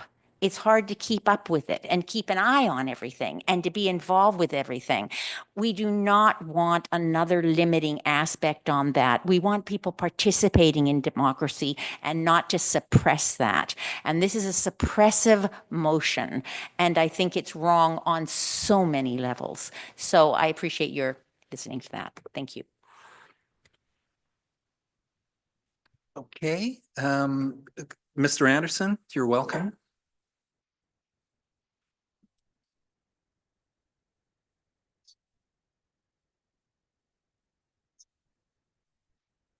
Good evening, Steve Anderson from Sooke. Just two real quick things. Back to the development proposals, the big 9-acre one and even the bowling alley. Parking. I've heard a few. If I may, we cannot speak to the bowling alley. Oh, sorry. Public Okay. hearing. Yeah. General terms, downtown Sooke, parking is gonna be an issue. It's already a little bit, it's not so bad, but as we grow with the visions, according to the OCP, all these big developments go, parking will be an issue. I do most of my work downtown, Victoria, Langford. I've seen it grow. Sometimes it gets solved, sometimes it doesn't. And I like the sound of when Councillor St. Pierre is talking about a covered parking. It came to mind Tillicum. In the back of Tillicum, when they had a movie theater, 2 levels. And I can picture if these big developments go in, there's Ed McGregor Park, there's parking issues already. So a 2-level thing, not a big parkade in Sooke, but a 2-level would be, it helped save Tillicum Mall. For those who remember that state that they used to be in. And the other quick thing, I didn't really read into the items that Nick Wild and Ellen Lewis are talking about. But to see 2 good long-term friends of mine who usually disagree on something, agree on this. I know they do their research. Whatever, I back up what they're saying. If it's something to do with any sort of restriction of our access to information, well, yeah. Thank you.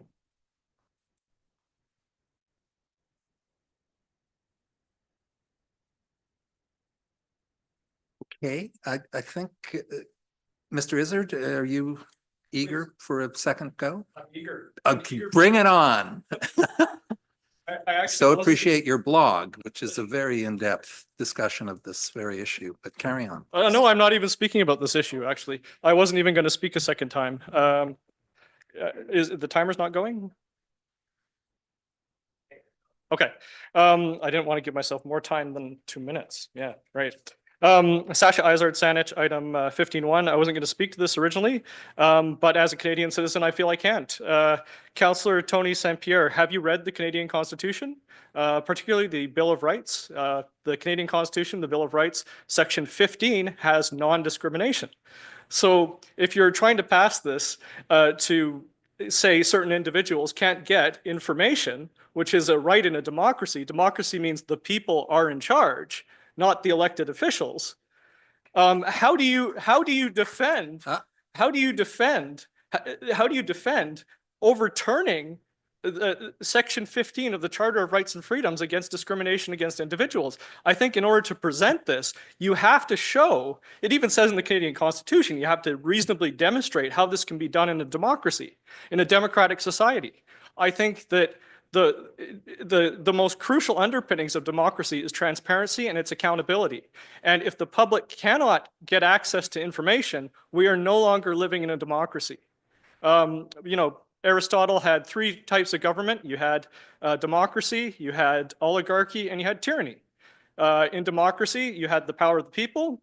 In an oligarchy, you had the power of the few, say a few elected officials, for example. And then Plato said you had a sliding structure where it was democracy would slide to oligarchy and slide to tyranny. Well, which part of the sliding structure does this look like? The public you can just deny access to information to the public. I mean, I think you can figure that out for yourselves. So I think if you're going to put this forward, you have to show how this does not contravene the Canadian Constitution, particularly Section 15 of the Community Charter and the section of the Community Charter that deals with freedom of expression as well. Thank you. We'll wait until. I think we probably reached the end of our council procedure bylaw allows 20 minutes. I don't see anyone else leaping up. And Councillor St. Pierre, I'd like you to hold your comments. Oh, your point of order? Okay. I would like to actually suggest you change to the agenda to move item 13.1 immediately, because I believe everyone here is going to leave and won't get a chance to hear the debate. Well, that's an interesting point. We would need a motion to reorder the items of the agenda, which would have to be seconded and voted on. Yeah, okay. Then I will move. So you're moving that item 13.1 be brought forward immediately. Do I have a seconder on that?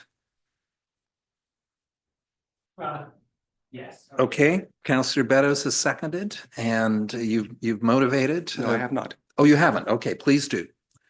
So as it stands, we have a lot of people that are not actually well informed, and I may not have read the Constitution in its entirety, but I don't believe many people have actually read the resolution, which does actually protect the rights of citizens to have a FOIPA. The legislation hasn't been radically changed. The process hasn't been looked at since they've been put into place. And at this point in time, they just need to be looked at again to update and make sure they're actually doing what they should. They should not. This is a motivation. Yeah, just so that I'd like to take a break shortly. Let's get this on the floor and vote it on, and then we can begin the process of addressing 13.1. So can I call the vote, please? All in favor of moving this forward? That's 3 to 1, and that passes. So we're going to take a 5-minute break. All of you should know that there are washrooms over here. And we will reconvene at about 7:58. No, not 58, 38.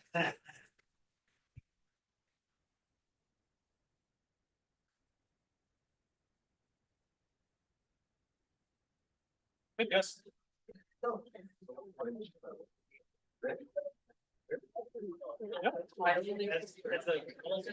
I think it's outrageous. It's Canadian citizen.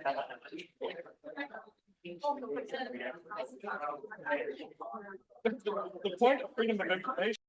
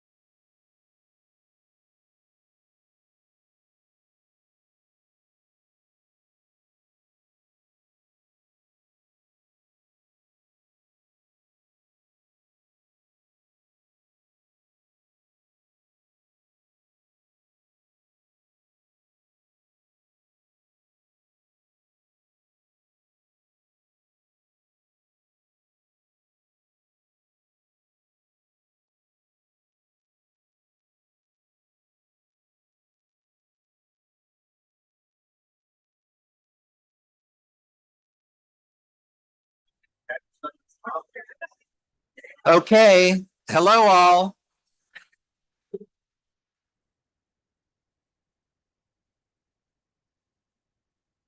It's the gavel. Oh, I love it.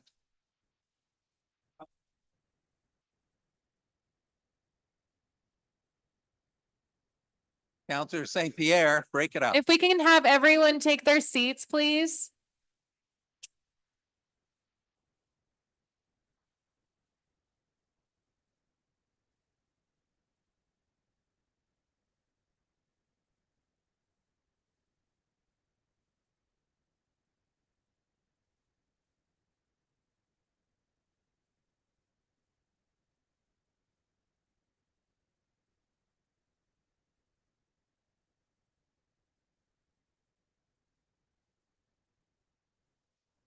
We'll hold off on the federal election results for the moment.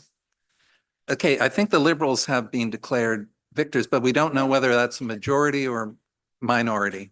TV breaking news, players Liberal win. I don't know the numbers. So we don't know the numbers, and we certainly don't know the local result.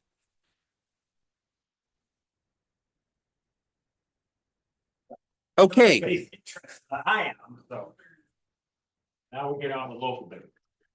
So we're back in business, yes. I just want to say, you know, when I ran for office in the first place, I always imagined nights like this. So this is, here's some democracy in action. Thank you all for being here. And we're now moving to item 13.1 in the agenda, to the UBCM resolution, Freedom of Information and Protection of Privacy Act updates. And I believe Councillor St. Pierre bringing the motion, would you read the motion into the record? Yes, please. Through your worship to staff. Having discussed this somewhat with a member of the public, I think it would make sense at this point to, and I don't know if that's why I'm asking, can I amend my own resolution immediately? Yes, you may. You can change the wording of the resolution while you're making your motion, as long as it doesn't change the overall spirit of the intention to provide a motion to UBCM on this topic, as you did provide notice of doing so. But I think your colleagues would be amenable and open to a tweak prior to you putting it on the table. Perfect. Okay. Then the amendment that I'm looking at is striking sections 1 and 3. And just for clarification, as I'm doing word surgery, 1 beginning amend section 75 of WIPA to allow for the establishment of fees. Correct. And 3 amend section 43 of WIPA to limit applications. Correct. Point of order. Yep, Councillor Beto. I feel that taking those two out alters that motion considerably. Corporate officer. Thank you. Let me have a moment.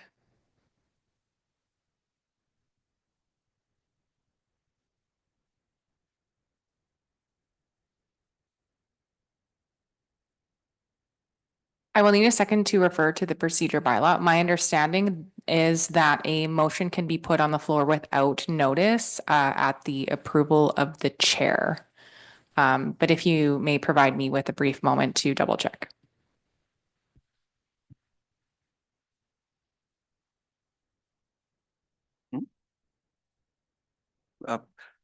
We got everyone here hoping to. We're talking about transparency, mess. My apologies. The requirement in the procedure bylaw is for all members present at the meeting to agree to waive this requirement. So what I would recommend at this stage is that this would be notice of that motion for the following meeting. Okay, so it sounds like tabling it. Yeah. So I will seek a motion. No, it would not be a motion. So I'm asking, I would ask, the chair would ask if Councillor St. Pierre is providing notice of this new motion for the next meeting for consideration. So that was very thing. Councillor St. Pierre, are you providing a notice of motion with this amendment? Given that that seems to be my only option in order to make these changes in a timely manner, I guess so. Okay. Thank you very much. Does the amended motion need to be read into the record tonight? It does not. I'm clear on the proposed new motion, and this will be on the next agenda and next meeting for council's consideration. Okay. Well, thank you for that. I guess there is nothing more to be said. And we welcome you back in, I guess we meet again on what day in May? May 12th, I think, is regular council meeting at 6 o'clock. That was a notice of a motion in the future. Okay. Okay, No, that's good. that is it. Yeah. It's not quite what I was hoping for, but so. Okay, so on that note, if a number of you would like to leave at this point, please do, or carry on. The agenda remains very interesting, at least to me. It's one of the good ones. Okay.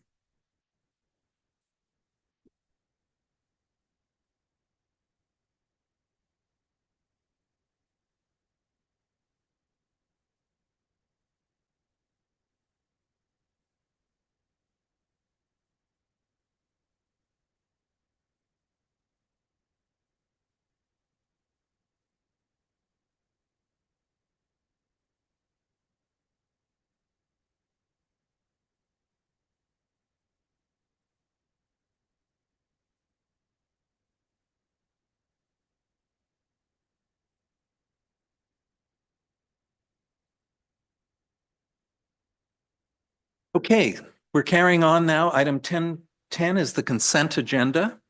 And we'll have a motion that the following item on the consent agenda be adopted by consent. That is item 10.2, correspondence. So moved by Councillor St. Pierre, seconded by Beddoes. Any items to be removed tonight? None tonight? Okay, all in favor? That's carried. And then we have a motion that the correspondence from April 3rd through April 23, 2025 be received. That was on the That was consent covered. agenda. Okay, got it. All right, reports. 11.1 is the UBCM, which stands for Union of BC Municipalities, Award of Excellence in Governance Submission. And over to Ms. Gray to explain this. Thank you. Just a bit of commentary I wanted to add to this report, because this is pretty impressive for the District of Sooke. This is our first Community Excellence Awards that I know of anyways that we've applied for, at least for sure since I've worked here since 2018. So I think this is a big accomplishment for the district. Obviously, selfishly, I started in the finance department, so COVID hit and we took a lot of time and attention to figure out how can we get the community engaged when we couldn't have public meetings like this. And that's when we launched in 2020 our first budget video that got the most views ever on our YouTube channel for that time, over 600. It was pretty cool. Other communities called us and they're like, how did you do this? And how'd you come up with this? This is a great idea and blah, blah, blah. So, sorry, not formal language there.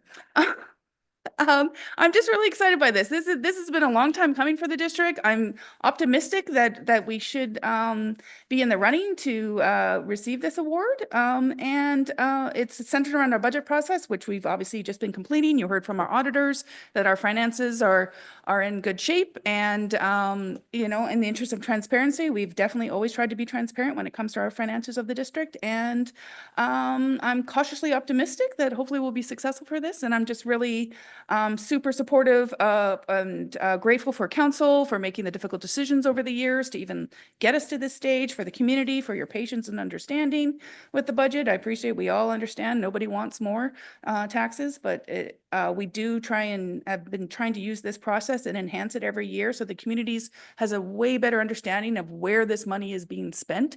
It's not just an endless bucket of going into the universe somewhere. So yeah, anyways, maybe I'll just leave that there. Just really grateful and appreciative to staff and council for all your decisions along the way to get us to this stage. So council, any questions? Councillor Beddoes.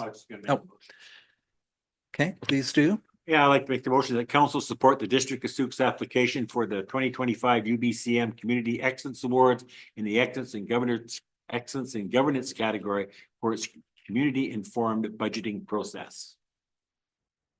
Okay, and we have a seconder by actually Councillor St. Pierre has beat you to that.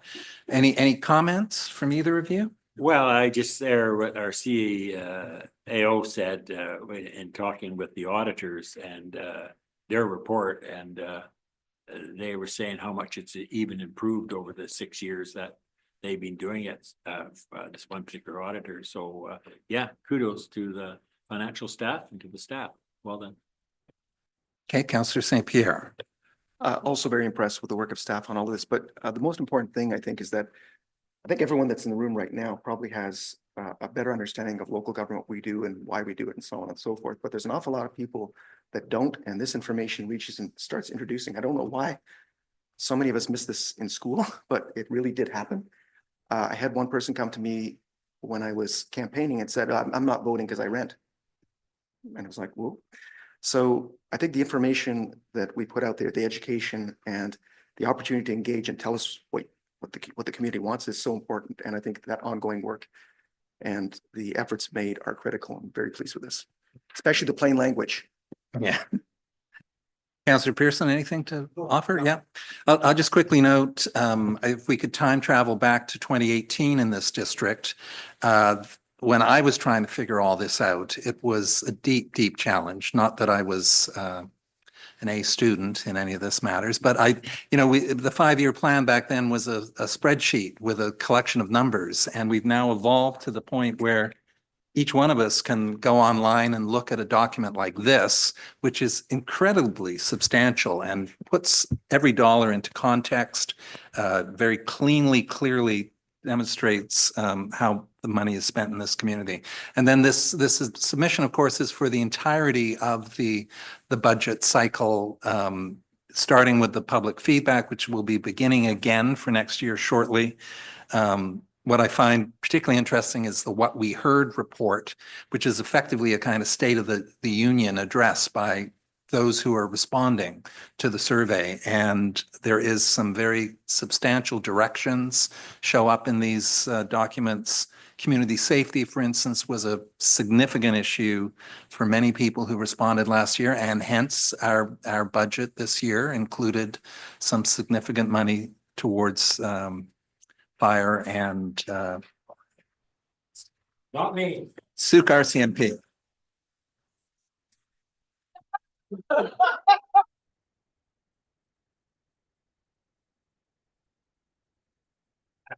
I've received the message. I do talk a little too much sometimes. So thank you. My one point in your submission to UBCM, it would be good to just show some history here back to the first in 2020 and the iterative process by which you've improved to get to the point where it's ready for prime time and a submission. So thank you. Noted. Okay, so all in favor, please? And that's carried. Now, since we've begun to toot our horn here at the district, there is a second submission to UBCM. Item 11.2 is the UBCM Service Excellence Submission.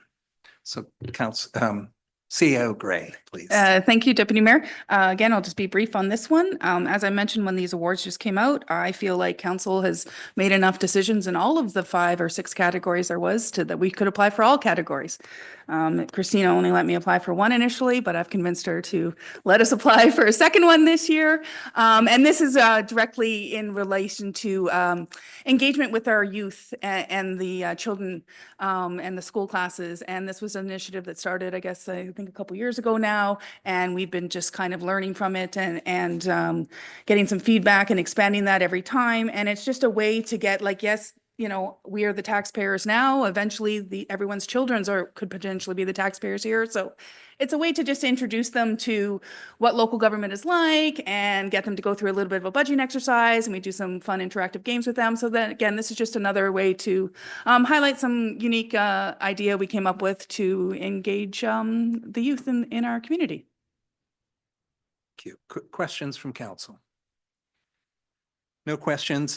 I will just note, as I tend to do without rambling on for too long, that this is the Sooke Council Club. It involved engagement by the mayor and district staff with up to, I think, over 200 elementary school children here in Sooke who walk into this building and are given the opportunity for a crash course, a playful education in civics, effectively.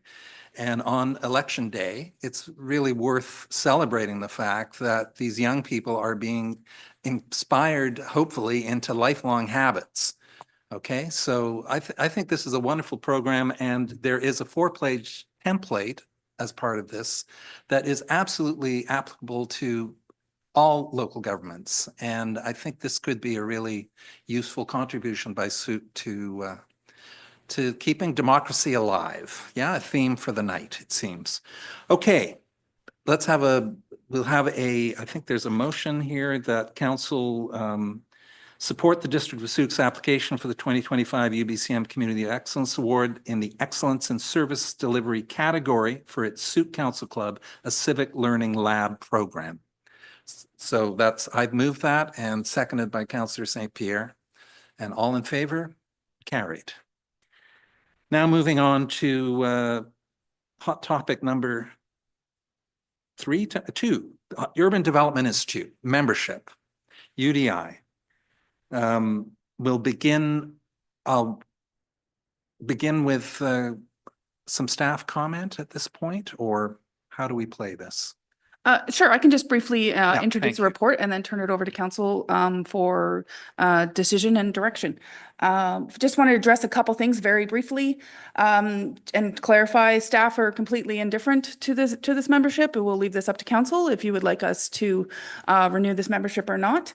And I just wanted to quickly touch on a member of the public's question, because I know this has come in a handful of times about how come the prior membership was renewed. And I just wanted to acknowledge that that was my personal mistake. I know you somebody suggested an investigation into it. It was me. I messed up. I was doing 5 jobs, 6 jobs at one time, and got misinformation happened. It was strictly human error. There was no big conspiracy behind this. This was just strictly me. I'm happy to speak to any members of the public after about how that went down.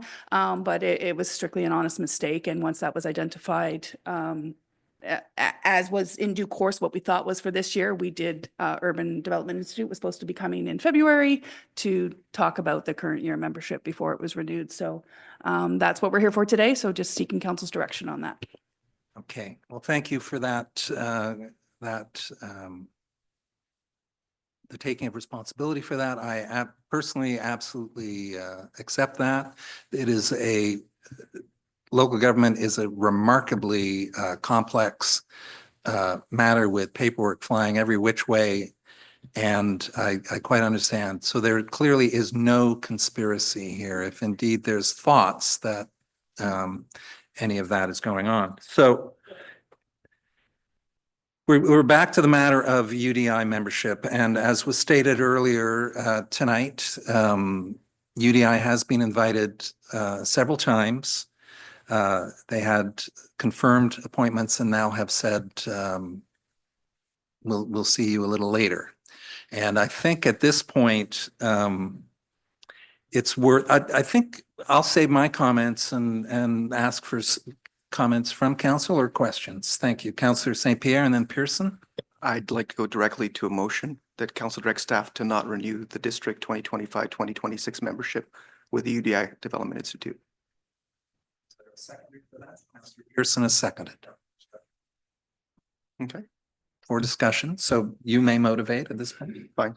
I think that it's a large organization that is doing advocacy work and not necessarily always for us specifically, and they don't need our money to do this work. And that's all there is to it.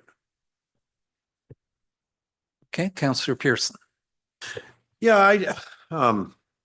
I think that the Urban Development Institute does provide a role in our province. However, I'm not sure that the taxpayers' dollars should be funding them when they're doing advocacy work or lobbying type work. So I'll support the motion. Okay, Councillor Beddoes, any comment? No, I'll just same feeling. Again, we shouldn't be putting money into lobbying, so I'll support the motion. Yeah, and I'll be supporting the motion as well. I made this very motion back a year ago, or however long ago that was. And I've done some research here, and I find it quite fascinating. The lobbyist registry is a matter that was raised tonight, and this is not being, it's being raised a number of times across BC. There have been UBCM resolutions that the province has received from Richmond here and Vancouver. And the province's response is that the Ministry of Municipal Affairs is willing to discuss initiatives like a municipal lobbyist registry, which will increase local government accountability and promote openness and transparency and interaction between public servants, elected officials, and lobbyists. The latest update on that is that Attorney General Sharma, back in just prior to the election, was discussing time to tighten BC laws on anonymous lobbying, says the Attorney General. It's also worth noting that there is an official office of the Registrar of Lobbyists of British Columbia, and they issue a monthly who's lobbying who in BC snapshot, which is much more than a snapshot. There's dozens and dozens of very direct lobby engagements with the provincial government. And at the municipal level, it is up to municipalities are free to create their own lobbyist registry. I think it was Kelowna has done so. In Vancouver, Councillor Fry brought forward a member's motion for, I think it was the third time or since 2008, Vancouver City Council has considered creation. It is an extremely administratively taxing process, and Vancouver City Council has defeated those motions. So anyway, it's something that we can consider looking at in future. But for now, I think it's great that we have a vote not to renew the district's 2025-26 membership with the Urban Development Institute. So we'll have a vote on that, please. All in favor? Carried.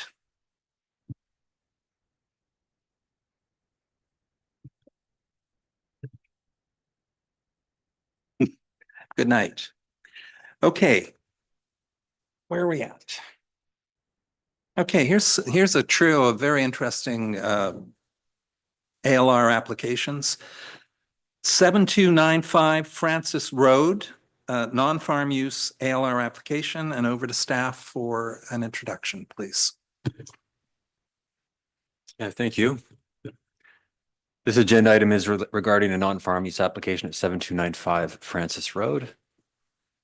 The subject property is 2.1 hectares located in the Whiff and Spit neighborhood. It currently contains a single family dwelling and a horse arena at the north end of the property adjacent to Francis Road. The property is zoned small scale agriculture, RU3. It has an OCP designation of agriculture, and it's located within the agricultural land reserve. Surrounding land uses include small-scale agriculture to the north and west, the ocean, as well as Sooke Bluff and Eakin Park to the south, and rural residential to the east. Due to its location in the ALR, the uses occurring on the property are subject to the Agricultural Land Commission Act, ALC Act, and ALR use regulation. Section 34.1 of the ALC Act requires that a non-farm use application is first considered by the local government. Should council forward the application to the ALC may approve or deny. If approved by the ALC, the applicant would then need to obtain any other approvals from the district or external agencies required for the operation of the non-farm use. This includes rezoning applications, building permits, or business license. This application is proposing a non-farm use to accommodate a community care facility or child care facility for up to 100 children. The use is proposed to be contained within a 0.14 hectare portion of the 2.1 hectare parcel, inclusive of a converted residential building, parking, and outdoor space. The remainder of the property would continue to be used for farm purposes, including the existing horse arena. No new structures are proposed to accommodate the non-farm use. The property is designated as agriculture in the district's official community plan. The proposed non-farm use generally aligns with the OCP due to its limited impact and reuse of existing structures to accommodate the use. There are also general policies and objectives stated throughout the OCP that seek to support childcare and related services more broadly within the district. The property is zoned small-scale agriculture, or RU3. The RU3 zone permits agriculture use, single-family dwelling or duplex dwelling, and accessory uses. Notably, community care facility is not a permitted use in the RU3 zone. Therefore, an application to rezone the property would be required subject to council authorization and ALC approval. This application was referred to internal departments and external agencies for comments. A summary is provided with this report as attachment 3. No concerns were noted regarding the proposal. However, advisory comments were provided to the applicant regarding future application and licensing requirements that would be required. In conclusion, staff recommend that council authorize the application to be forwarded to the ALC for consideration based on the following rationale. Only a small portion of the property is proposed for community care facility use. That's 0.14 hectares of the 2.1 hectare property. The property will remain in the ALR. Agricultural uses will still be permitted and may coexist with the proposed non-farm use.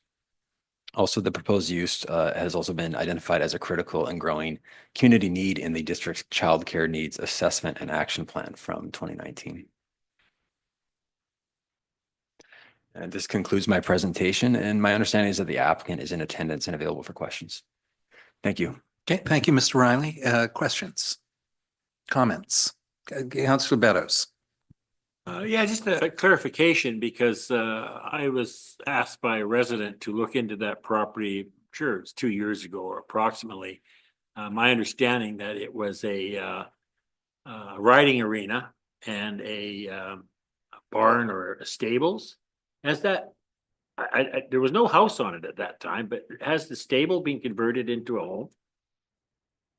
Well, because the resident up there was concerned about the proper procedure. Has that been done? Yeah, through the deputy mayor. So my understanding is that it's a single family dwelling currently. So there's a residence on the property. It may have been a stable previously, but importantly, before subject to council authorization and ALC approval, that structure would have to be converted through a building permit to accommodate the child care facility use itself.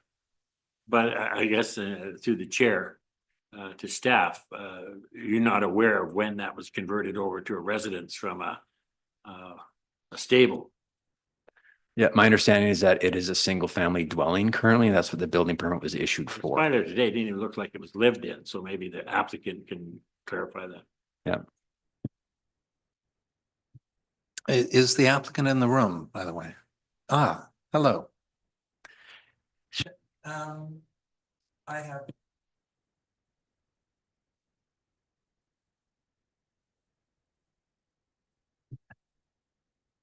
I'm sorry, I should have let you come in there, but okay. Thank you very much, Mayor and Council, for the opportunity. Oh, my goodness. Okay, thank you very much, Council, Mayor and Council, for the opportunity to join you to speak to our application this evening. My name is Adiola, and I live on 2007 Stoneheart Lane here in Sooke. And I have Crystal, I live Lanark in Sooke.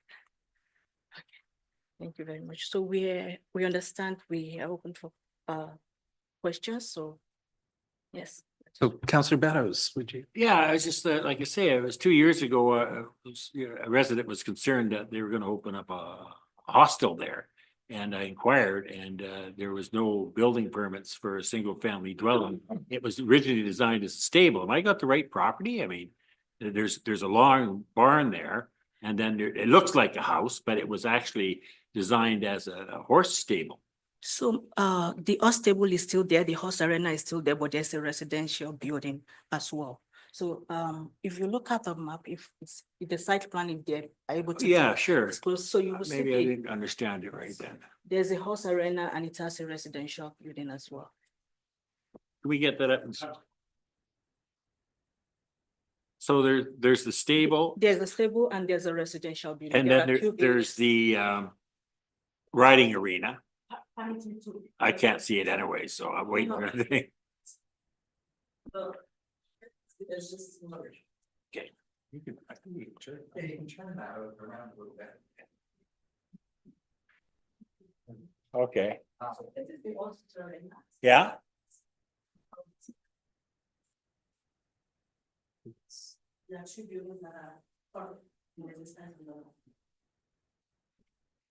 How long has that residential unit been there?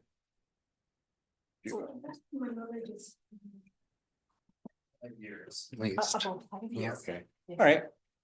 It's not my understanding of the property, but that's Okay. Councillor St. Pierre, sorry, Councillor Banos, you've done? well, I'm Carry. still very confused, but I think staff can look into that and see if there was building permits to convert it, because it was originally a stable. Am I correct or? Well, we did. Not since we've looked, we looked at it as a residence. We're just leasing the property. So as far as we know, it's a house. Yes, we also did a Okay. search, like they have to pull out the site plan and the bill documents from land registry for us, and it shows up as stables and land and a residential building. Unless the residential was, I'm confused, but I will get clarification from staff on that.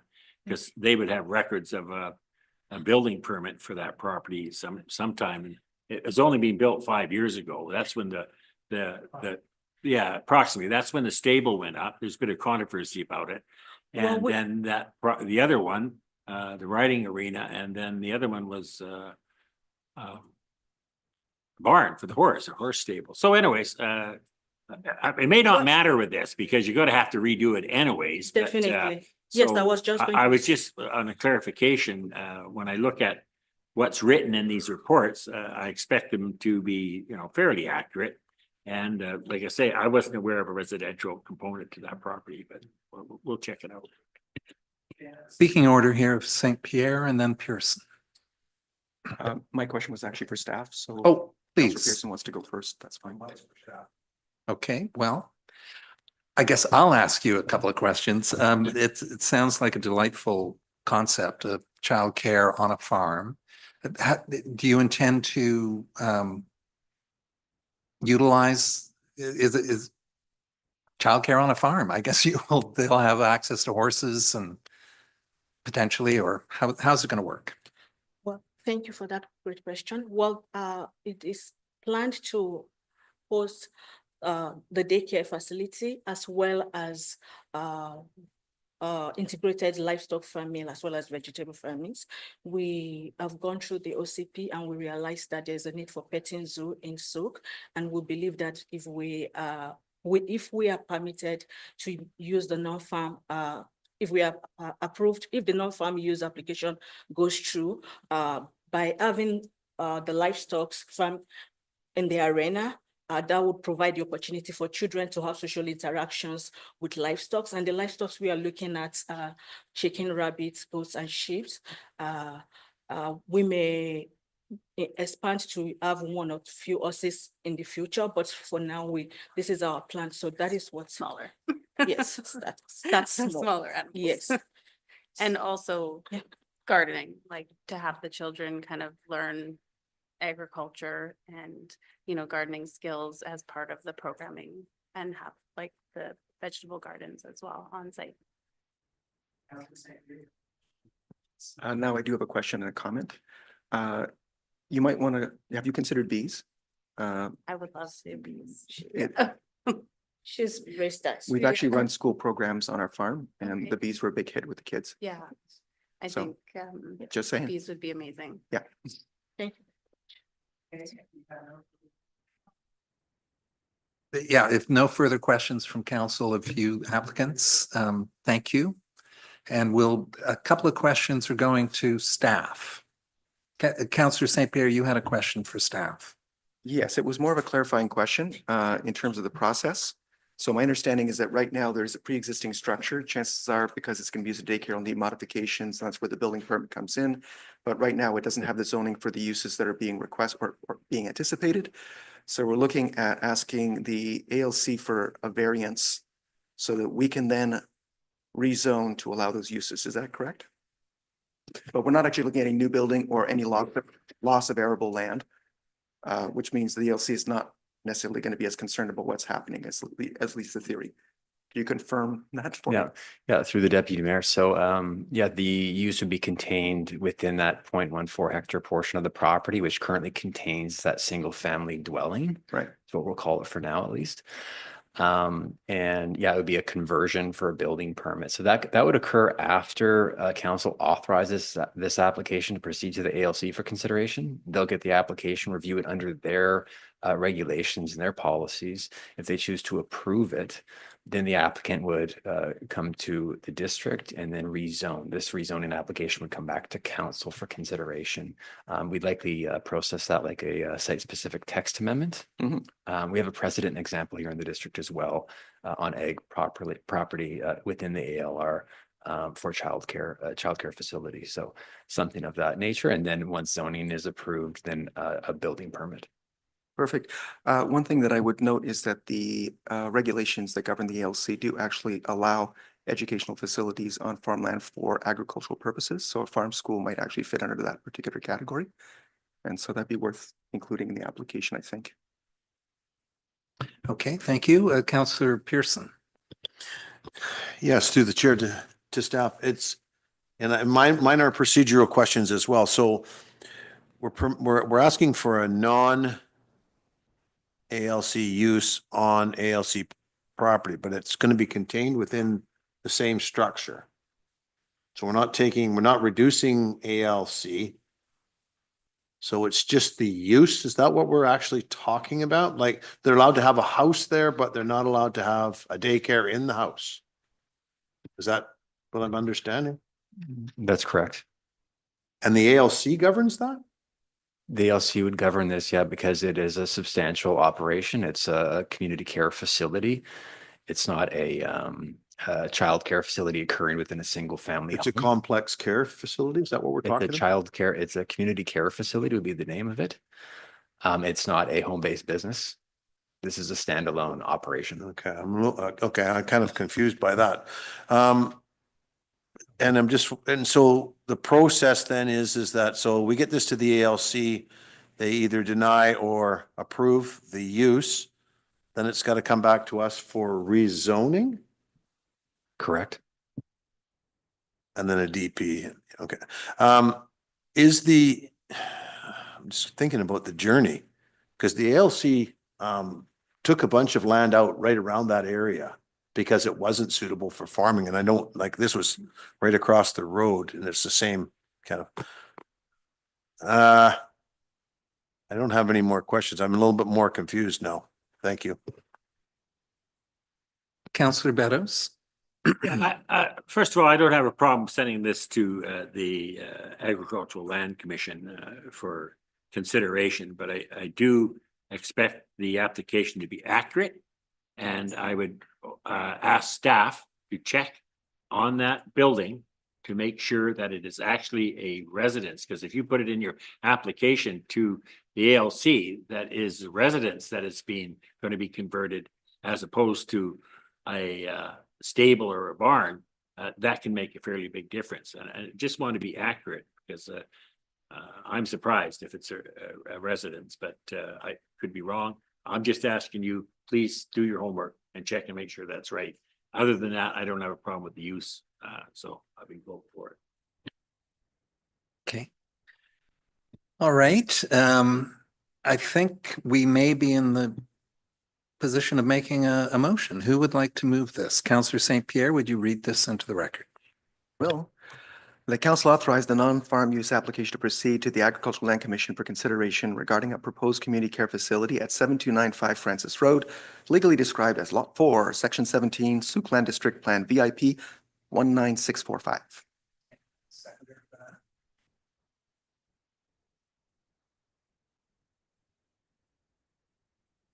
Yeah, I wait, Councillor St.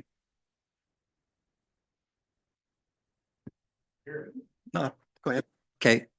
Oh, no, I forgot what I was going to say. No. Yeah, just on the side note, they're allowed to have a residence on the property anyways. Any farm would be allowed to have a residence. So, if that stable, as I knew it, needs to be converted to a residence, it has to be converted for the kids anyways.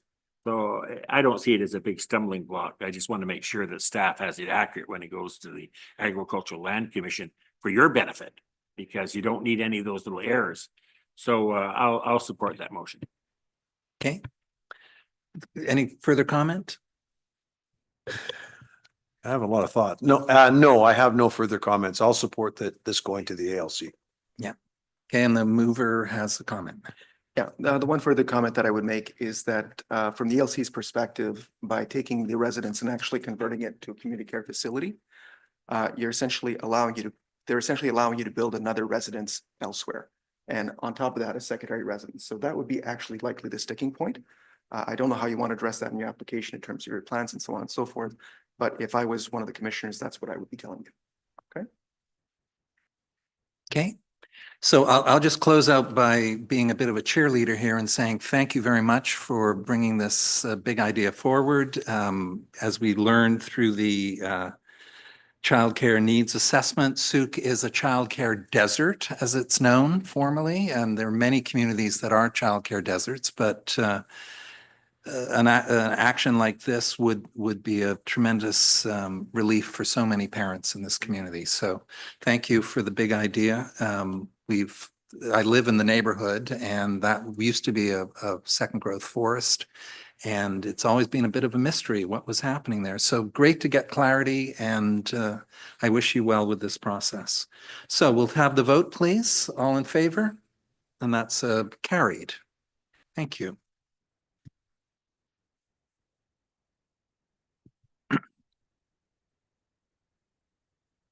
And you're free to go home. It's been a long night. It's a long night. Okay. The rest of you got to stay though. Oh. Okay, we're moving on to 11.5, which is 6600 Helgeson Road, non-farm use ALR application. Mr. Wright. Yeah, thank you. So again, this is an agenda item for a non-farm use application 6600 Helgeson Road. The subject property is located north of Helgeson Road. It's a 61.5 hectare property and contains cattle farming, greenhouses, agricultural storage, and buildings for livestock management. The property is split zoned watershed forest and agriculture, RU1, and rural, RU2 to the north. Designated as agriculture and rural residential within the OCP and located within the ALR. Surrounding land uses include the district boundary to the north, Sun River Estates to the east, rural residential, RU4 to the south, as well as small lot residential, R3, and small scale agriculture, RU3 to the west. Again, due to its location in the ALR, the uses are subject to the ALC Act and ALR use regulations. Section 34.1 of the ALC Act requires that a non-farm use application is considered by the local government first, and then should counsel for the application, and it's approved by the ALC. The applicant would then need to obtain any other approvals from the district or external agencies required for the operation of the non-farm use, such as a building permit. The proposal here is a non-farm use to accommodate ground-mounted solar array to power on-site agricultural buildings. The panels proposed are approximately 3 meters tall and would cover an area of approximately 1,000 square meters or 1,020 square meters of the 61.5 hectare property. The proposal has been designed with an energy consumption analysis to ensure the panels do not generate more energy than what's required over the course of a year. This image here shows the proposed location of the non-farm use, approximately 50 meters to the north of Helgeson Road behind a tree line. The affected area of the property is designated as agriculture in the district's OCP. Policy direction of this land use designation includes protecting existing agricultural lands for agricultural activities. The proposed non-farm use generally aligns with the OCP as it relates to encouraging self-sufficiency and promotion of renewable energy options. The affected area of the subject property is zoned RU1, watershed, forest, and agriculture, which permits agriculture, single-family dwelling, duplex, and accessory uses. Staff consider the solar array to be an accessory use and structure.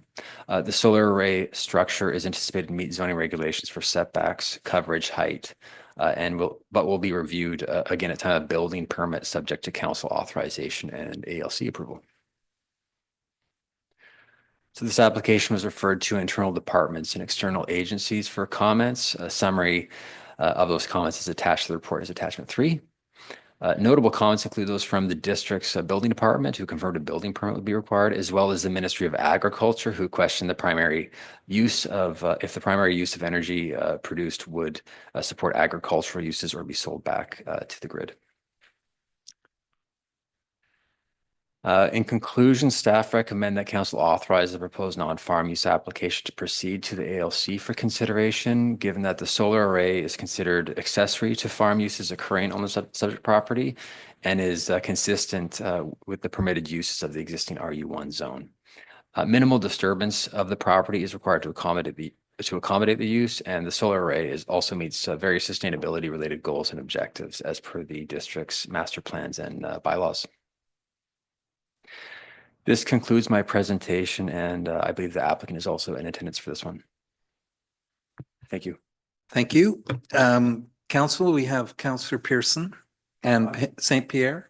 Well, I'm going to jump right to the, I'm going to make a motion that, because this seems like a no-brainer to me that staff, okay, that council authorized the non-farm use application to proceed to the Agricultural Land Commission for consideration regarding a ground-mounted solar array at 6600 Helgeson Road, legally described as Section 33 Sooke District, PID 99-374-698.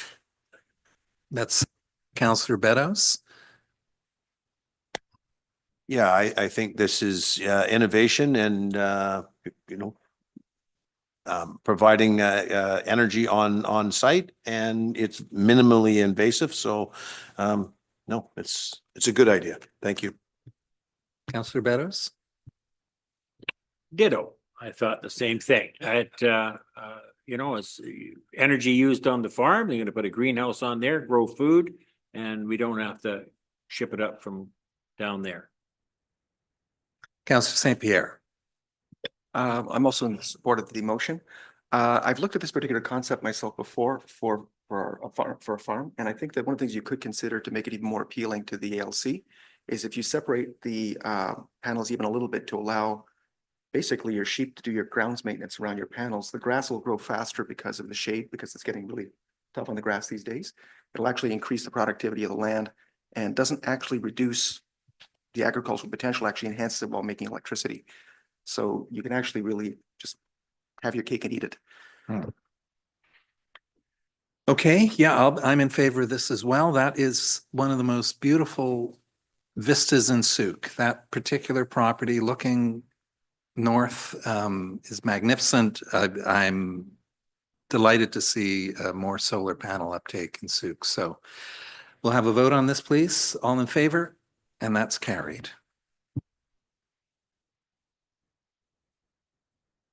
Third and final ALR application is 11.6, 6520 Throop Road.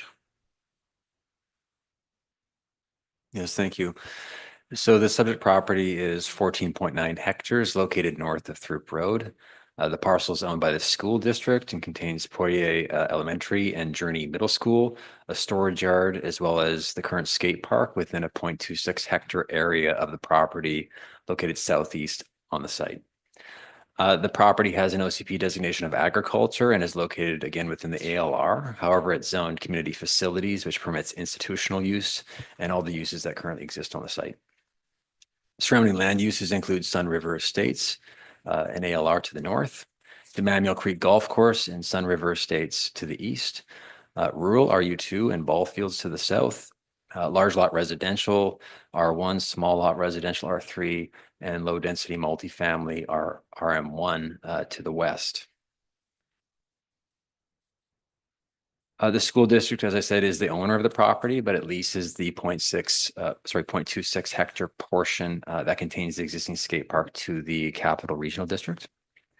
Historical ALC and district approvals affecting the property include ALC approval to construct a middle school in March 1990, ALC approval to construct a storage yard and maintenance shop in November of 1995, ALC approval to construct the public elementary school on the northern portion of the property in March 2000. And then following that in November 2000 was district rezoning approval of the property from agriculture to community facilities, or P2. And at that time, the ALC provided a letter stating they had no objection to the rezoning. And again, due to its location in the ALR, it's subject to the ALC Act and ALR use regulation. The ALC Act requires that non-farm use applications are first considered by the local government, and should council forward the application of the ALC may then consider to approve or deny the use. So this application is proposing a non-farm use to accommodate the skate park use prior to its reconstruction within the same 0.26 hectare footprint. There's no record of ALC approval for the existing use. Therefore, this application is essentially seeking to formalize the non-farm use prior to the CRD moving forward with plans to reconstruct the skate park. The CRD is currently finalizing concept designs prior to its reconstruction. The applicant's rationale is included with this report as attachment 2. The property is designated as agriculture in the district's OCP. Policy direction for this land use designation supports a variety of primary and secondary agricultural activities. There are general policies in the OCP that also support recreational facilities more broadly in the district of Sooke. The subject property is zoned community facilities, or P2. The purpose of this zone is to provide for community facilities within the district, including institutional uses to serve social, recreational, education, and other public purposes such as parks, playgrounds, and schools. Subject to council authorization and ALC approval, of course, rezoning would not be required to accommodate the proposed use. This application was again referred to internal departments and external agencies for comments. A summary is attached to the report as attachment 3. Notably, the Ministry of Agriculture responded, recognizing the importance of the skate park and other uses occurring on the property, had no objection to the proposal, given the property is unlikely to be used for agricultural purposes. The district's park department also noted the value of the skate park as a recreational asset for the community, as recognized in the district's Parks and Trails Master Plan. In conclusion, staff are recommending that council authorize the application to proceed to the ALC for consideration based on the following rationale: that approval of the application would formalize a use that has been occurring on the property since 1997. The skate park is not intended to expand beyond its current footprint. The history of non-farm use is approved by the ALC, as well as rezoning approvals indicate that the use of the property is intended for community facilities. The current P2 zone also supports the skate park use, and the skate park is recognized as a valuable community asset and supported by the district's master plans and OCP. And that concludes my presentation. And the applicant is also available for questions. I believe they're in attendance. Thank you. Okay, thank you, Mr. Riley. I hope we give Councillor Beddoes the opportunity to make this motion as the chair of the Sea Park Commission. I think it's important to note that. Questions of staff? You were going to make the motion. I'll ask a question. No, we all know what it's for. It's for the skate park. It's been there, put in by the Rotary, I don't know, some 20-something years ago. It's well used by the kids in this community. And Sea Park has taken it on as to refurbishing it, actually ripping it out, put a new one in that will be safe. This one is falling apart. So I support that, and a lot of work's gone into it. It's just that we need to dot the I's, cross the T's, because somewhere along the line, the piece of paper was lost, and we need to formalize it now I don't think anybody has a problem with it, so I'm willing to make the motion. I should have made it first and then. okay. Yeah, okay. The council authorized a non-foreign use application to proceed to the Agricultural Land Commission for the consideration regarding a skate park at 6520 Throop Road, legally described as Lot A, Section 27, Sooke District Plan 39338.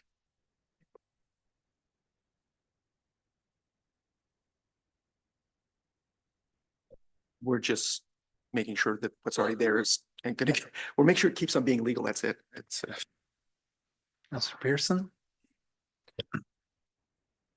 Yes, it's one of those, it just feels like an exercise in bureaucracy, but a lot to be said about something that's already there and getting replaced. But anyways, no, it's, guess got to be done. So I think it's important to note that the alternative approval process for the borrowing for this skate park and improvements to the Sea Park heating cooling system did open on April 17th, closes on May 23rd. And I think it needs approximately 1,850 elector assent forms to turn this borrowing down. Anyway, we're set to go on a vote here, please. All in favor? That's carried unanimously. Just in the chair's role, I'd like to make a comment about the quality of these last number of reports. You know, I've been watching these reports evolve over time, and here I am cheerleading again. But thank you. They get increasingly clear, concise, on point. And so my thanks to staff for this work. Okay. All right. Big radio ass kiss, as they call it in the business. But no, that's sincere, promise. Okay. We are now moving into bylaws, 12.1 zoning amendment bylaw number 885, 2104 Charters Road. So we have a staff report. No staff report. This is adoption. This is for adoption. Yeah, so we're ready to roll. Councillor St. Pierre?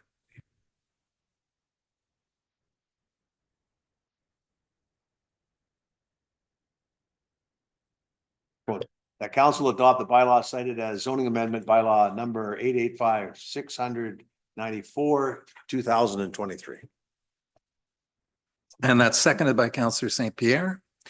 And all in favor of that? And that's carried. Now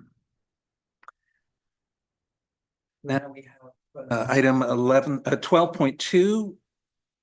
God, my eyesight is going here.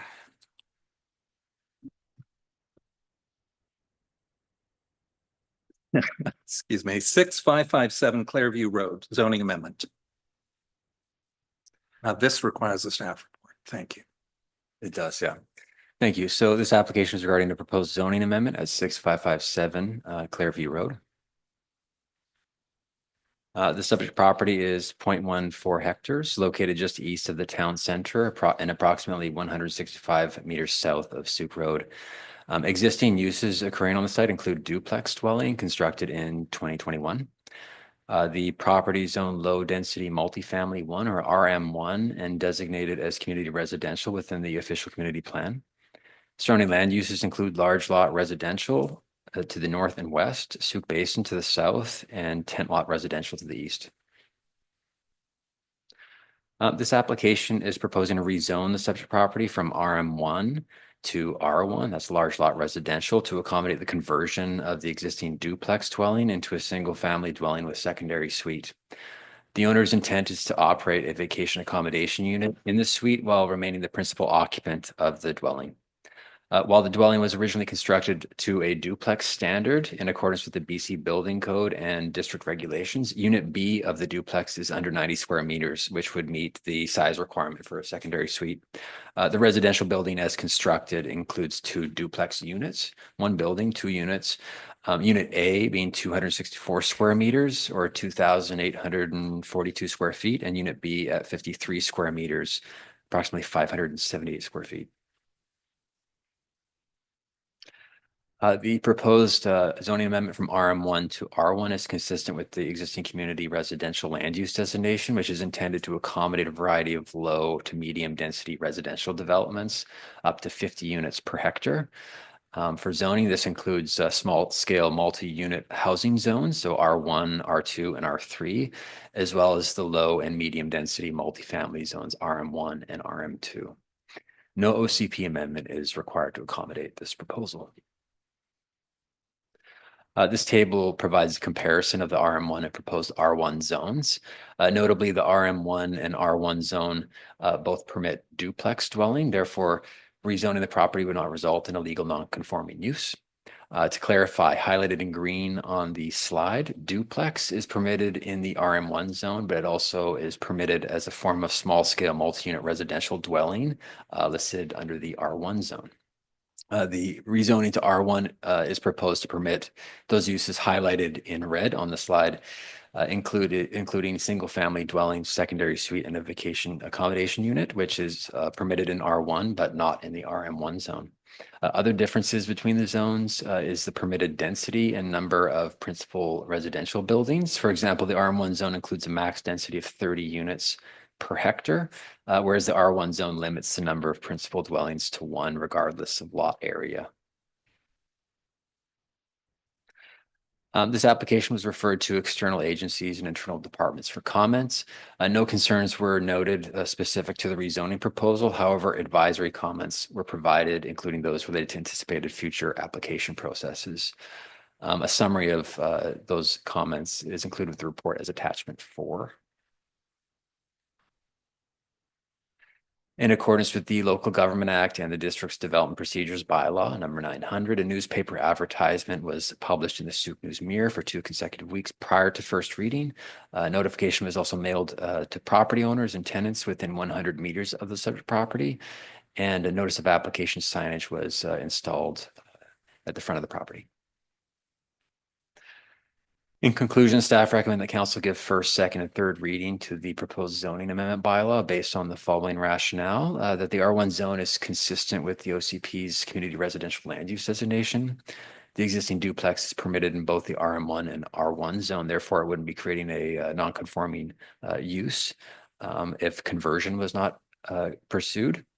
And conversion of the existing duplex to single-family dwelling with suite will be reviewed at time of building permit to ensure compliance with BC Building Code and all other applicable regulations. And that concludes my presentation. Staff recommended motion is on the slide here. Thank you. Okay, thank you. Council, St. Pierre and then Pearson. My biggest question is normally rezoning is towards higher density. This is actually rezoning towards lower density. This seems like a little bit of a flaw in the system in some weird way. I'm curious as to why and if there's any way to avoid. I think Councilor Pearson actually at one point suggested, why is it that we don't include every option, every use, going up in zones or down in zones, just to simplify the process? And I can't help but think that there's an elegance to that. This is a situation where you're actually downzoning on purpose. Feels like something we could look at. Anyway, that's my only comment. And I guess my question is, no, I don't have a question. Sorry, that is really just a comment. Councilor Pearson. Yeah, I only have one question is, when we have these situations where somebody builds to the zoning of the day, and then we end up with a duplex, but it's really not a duplex. It's like a secondary suite. So would a text amendment in this case, like to the RM1 zone, a permitted use, would that have been a kind of a simpler way to go as opposed to rezoning? Like if we would have just said, you know what, this is a permitted like a accessory or a vacation rental in that particular zone, would that be simpler? Because the zoning process is complicated and cumbersome and all the things, and it leaves a lot of questions as opposed to just going, hey, how about a permitted use, and come to council for a permitted use. Because these one-offs, I mean, they're kind of, like, they create this anxiety and doubt and, and everybody's looking for solutions. And it seems like to me that permitted use would be the solution here. Just a comment. Or you can respond to that. Yeah, that'd be fine. Yeah, so a text amendment is the same thing as rezoning, it's apple to orange, apple to apple. I guess where we landed and we were negotiating with the applicant and we're talking about the potential to have a text amendment in place here instead of a down zoning. So we landed on the down zoning, basically because of the accessory uses that are also included in the zone, which aren't permitted. So you'd have to permit accessory uses as well as the principal use. And also the purpose and intent of the zone isn't necessarily for single family dwelling when you're talking low density multifamily zones. So we felt it was more appropriate to down zone and then leave that open for a later time.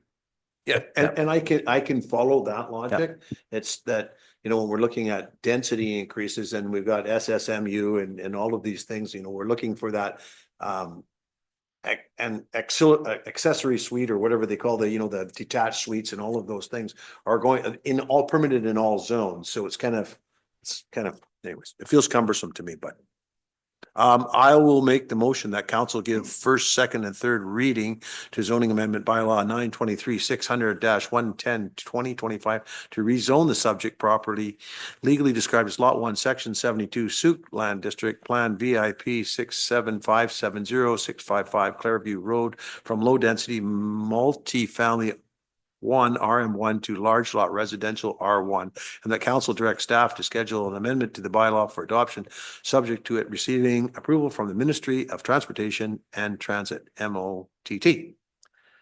Okay, thank you for that motion. I had a couple of questions myself, so I'll just leave that hanging and we'll take a seconder once I've asked my questions. And I did note in the parks referral, I'm very much in support of this, but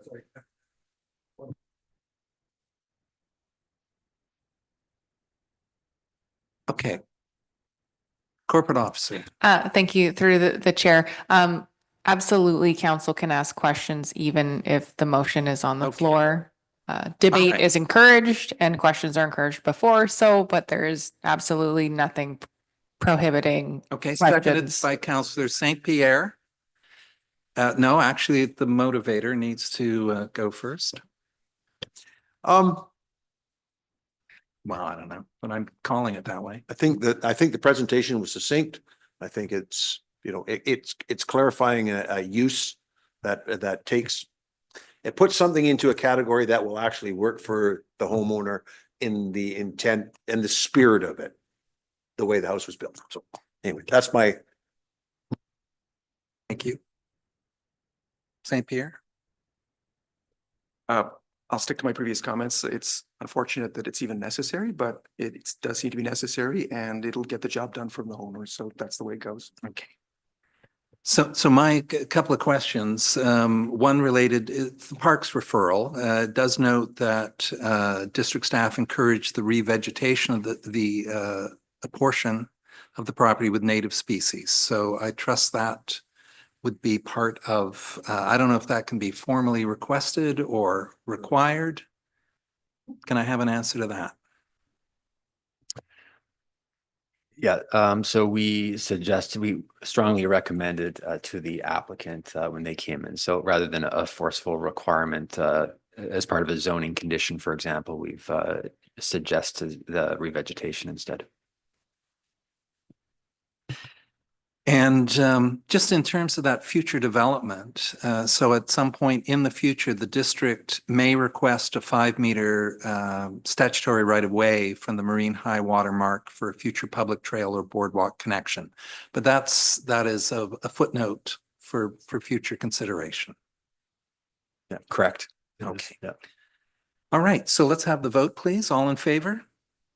That's carried unanimously.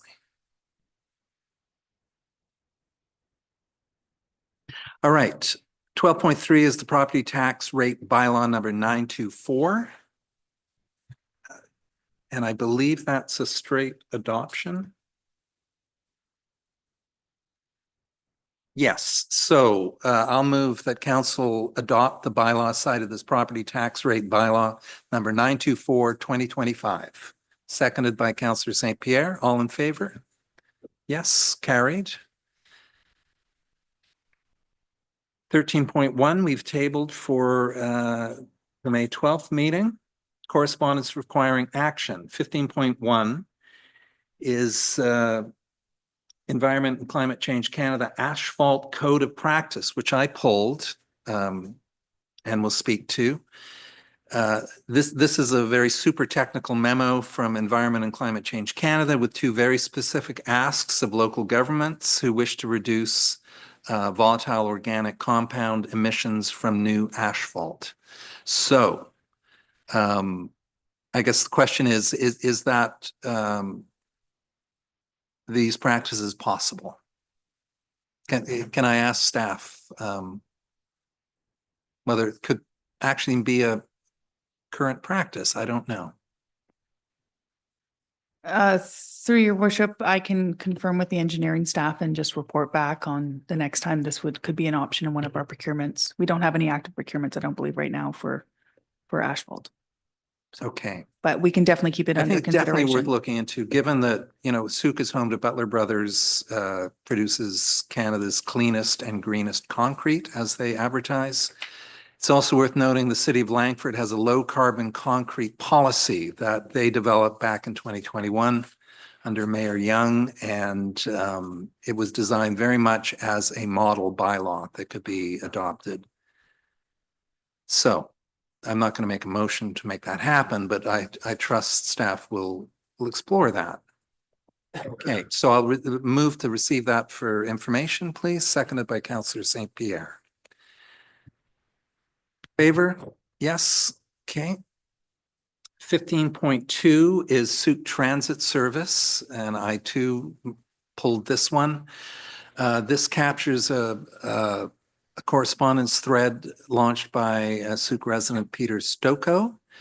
And it highlighted points raised by Mick Rhodes in a letter to the Sooke News Mirror regarding one, the lack of amenities, the Langford Exchange, a lack of shelter and public washrooms there, and two, the lack of direct service to Victoria during non-peak hours, which is deemed to be particularly inconvenient for seniors and the disabled and any number of people who want to get downtown in a direct fashion. So that thread is there for the public to read. It's worth having a look at, given that as our CAO revealed in her report tonight, there is a current BC Transit survey underway looking at improvements to Sooke routes. One is a addition of a loop on Church and Helgeson for the number 65, and there's also some questions regarding introduction of local Sooke routes. I think it's, yeah. So that's there. The deadline for the survey is Friday. Yeah, Councillor Pearson. Yes, to you, the chair, who is our current representative on the transit? Because Mayor Tate, she has a seat on the transit board, right? She has, and I don't believe there has been a Victoria Transit Commission meeting. I think they're quarterly, perhaps. So that has not become an issue yet, but it may well be an issue after tonight. Right? Depending on how the returns. So I'm going to, through the chair to our corporate officer, would it be appropriate to make a motion at this point? I don't like making motions on the fly because Ely Mine told us not to. Would it be appropriate to make a motion that we ask for this to be reviewed?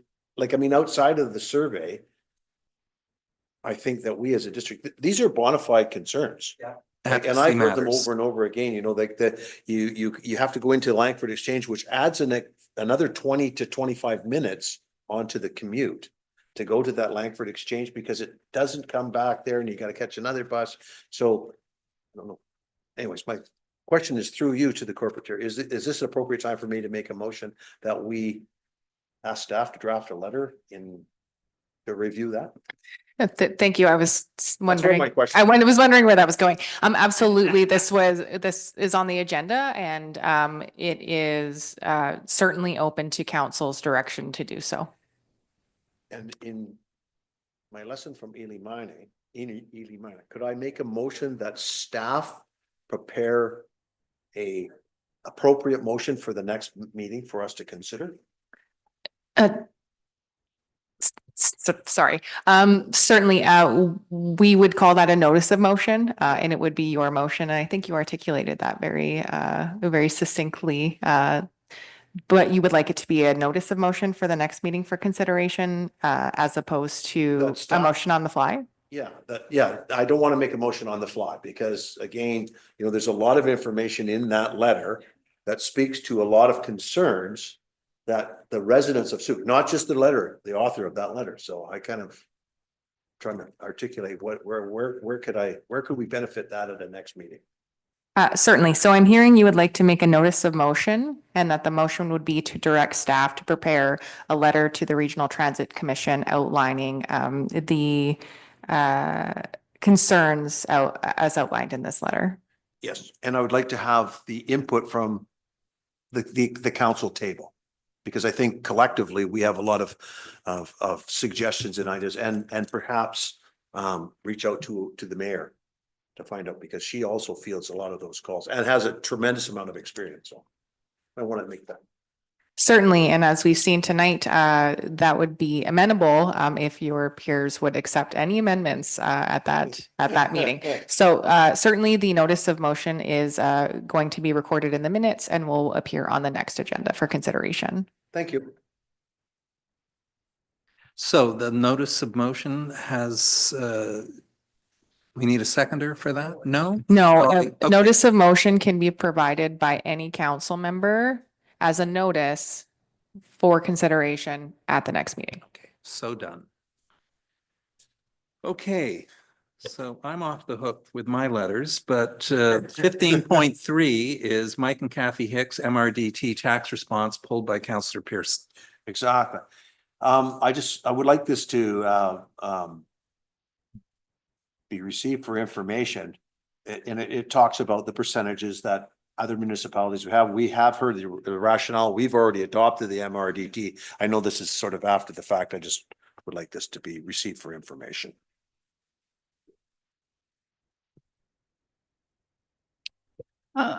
Just a quick, to follow up on that, because I know it came up at the last meeting, to confirm staff did follow up with Mr. Hicks with a response. Thank you. Okay, moving on. No, we need a seconder.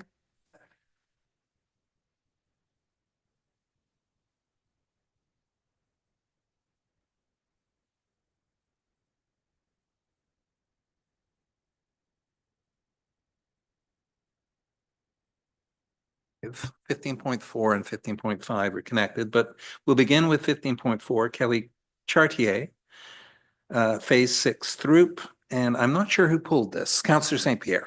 Yeah, there it is.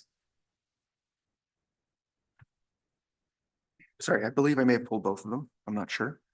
And I believe that they were addressed in correspondence and in chambers by Mr. Carter. I'm not sure what's to be done at this point further. My understanding is that there's hopes that further phases of the project could involve a larger culvert, but that it would involve the Ministry of Transportation, if I recall.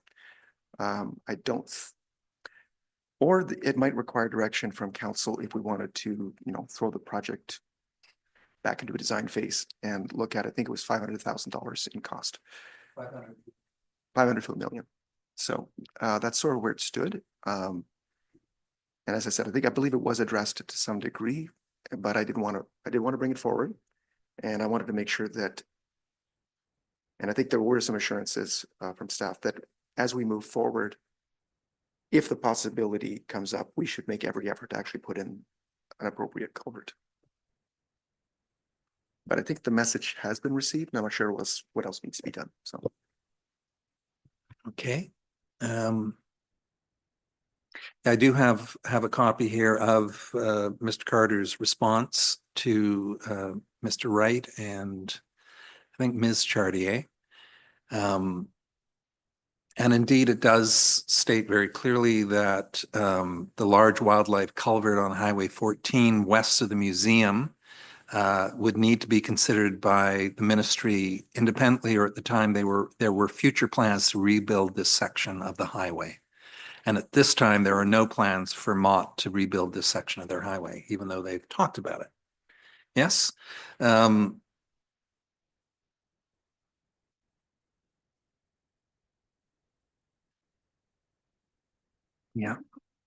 And then the large wildlife culvert on the Throop connector, there will be an open bottom channel box culvert at the wetland low point of this corridor, which accommodates the passage of small wildlife, amphibians and fish. To incorporate a significantly large wildlife culvert as part of this project would increase the overall project cost by 500 to $1 million. And I would have to, Mr. Carter concludes, I would have to receive direction from council to initiate a major design change this summer to include this infrastructure, as well as to increase the overall anticipated project cost. So that's where. Are we going to have a motion to receive for information at this point? Or something else?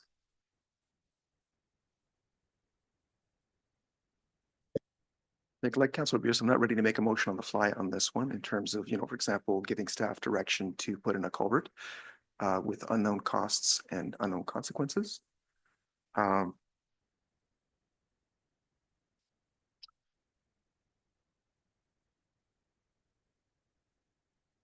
It feels like if we want to address this at this time, we'd be looking for a report from staff. I don't know what kind of time commitment that would be, but we'd be looking at, so what are the options? What are the actual costs? How creative can they be with this particular problem? That feels like it would be the next step if we actively want to take this a step further in terms of seeing about the installation of a large culvert. Or we receive for information. So but that's open for discussion now. Okay, Councillor Beddoes. Yeah, I think at this point in time, we need to receive it as information. I guess for me, I understand why this is, but I'm not convinced how much of a corridor that is. I've traveled that road for 30-something years.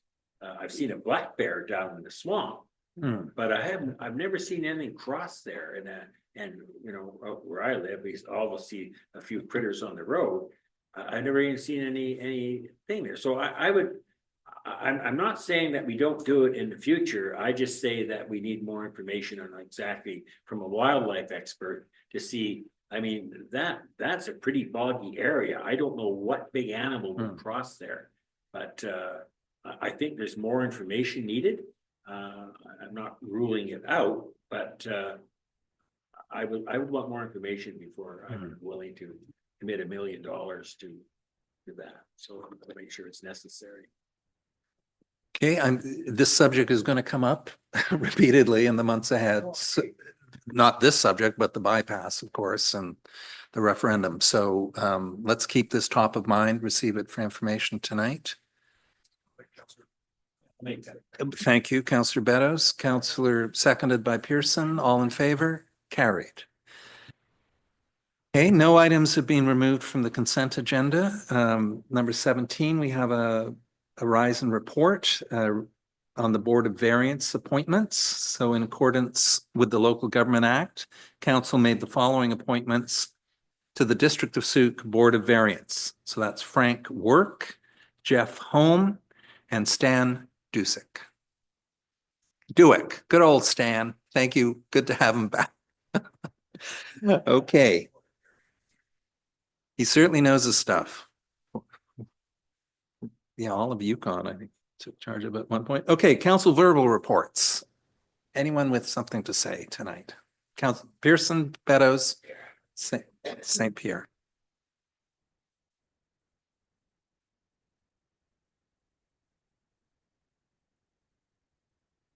But thank you. I did want to generate a little conversation on that subject. So the four of us were at AVIC, the Association of Vancouver Island Coastal Communities 75th, whatever it was, convention in Nanaimo. And Council, why don't you begin?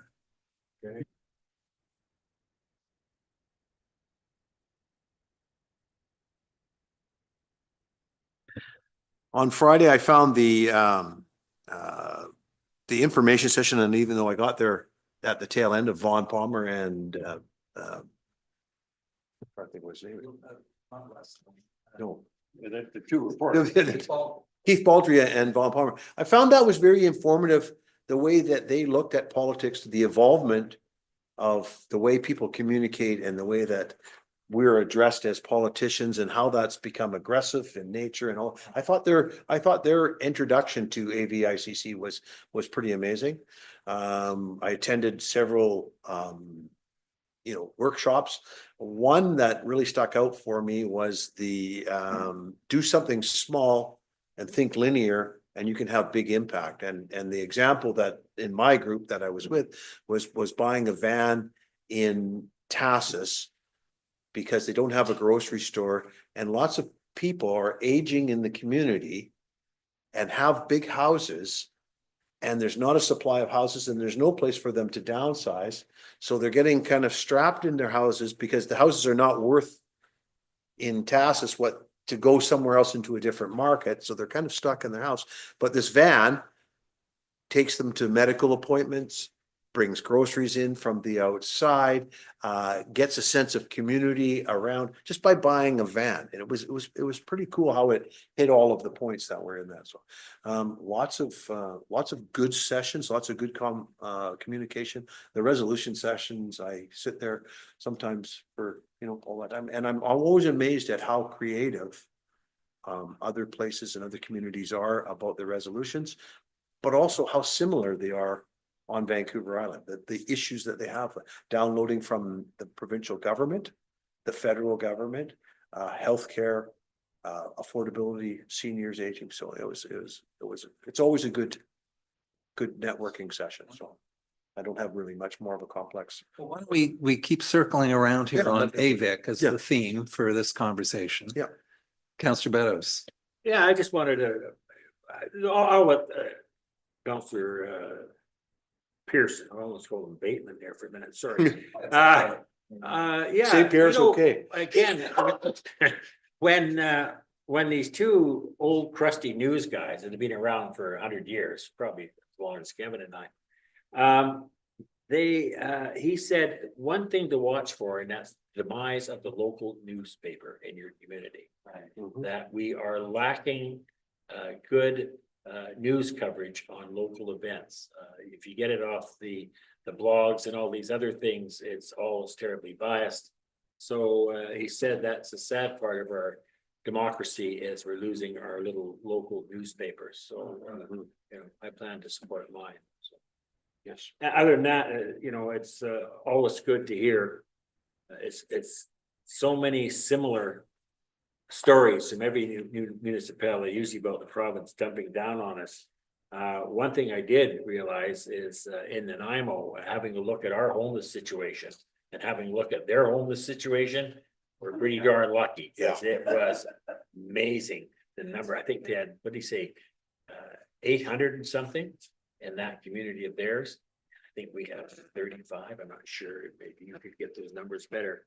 But man, oh man, everywhere I went, there was somebody all bent over, and it was really sad to see. So whatever, it just brings home to me as a politician going to the UBCM, we still need to try and work hard on these addiction issues because it's dreadful. And it's not only dreadful for the people that are addicted, you can't enjoy your downtown. Mm-hmm. So it's pretty scary. So other than that, I had a good time, and I like talking to my colleagues, and we did all right. Yeah. Councillor St. Pierre. I got more stuff to do. Oh, you got. Oh, no, sorry, come back. Yeah, no, we're just talking about AVICC. Yeah. Okay. No, we'll do AVICC first. Okay. We'll have to say for me, the resolutions are always really interesting in terms of getting the pulse of what all local governments are dealing with. And as an opportunity to basically talk about issues and just, sensitize. So I find that to be truly excellent. And I think that something that's a little bit undervalued, strangely enough, is the trade show, where we have a lot of very interesting organizations that are there willing to talk to you, often with either interesting services or just good partnerships to offer. I spoke to a few people who I think will be following up, and these are things that we bring back, and they're quite useful. And that's about it for now. Yeah. Well, I will just say, yeah, I too found it fascinating, and lots going on. I started out at the Community Healthcare Solutions session, and this was Island Health's Dr. Gustafson was there. She was talking about substance use strategies and alcohol reduction policies. And she did note that in terms of substance abuse, we're approximately at the same place they were in the 1930s with cancer, an understanding of cancer and its impacts. So, I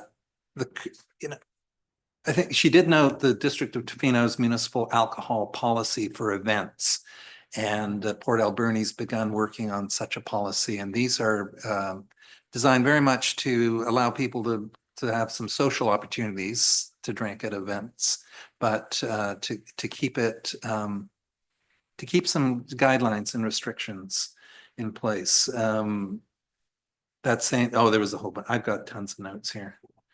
It was interesting. Minister of Health Josie Osborne was there, and a couple of us had a chance to chat with her. She's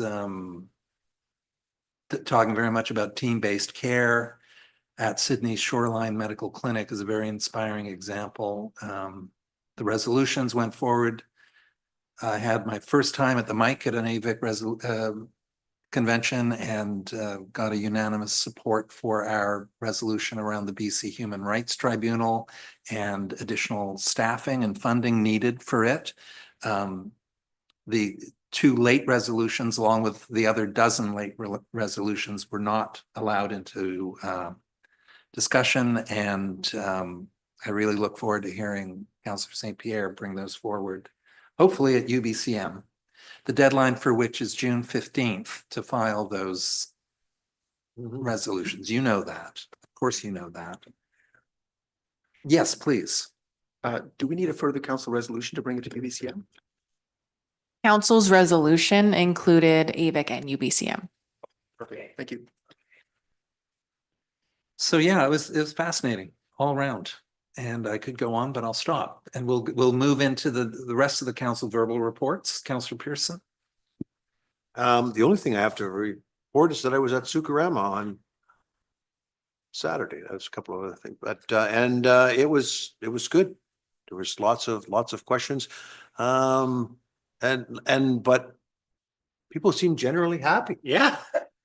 Like generally they were happy, and Councillor Beddoes and I were there he was there for a lot longer than me, and I was there for 3 or 4 hours.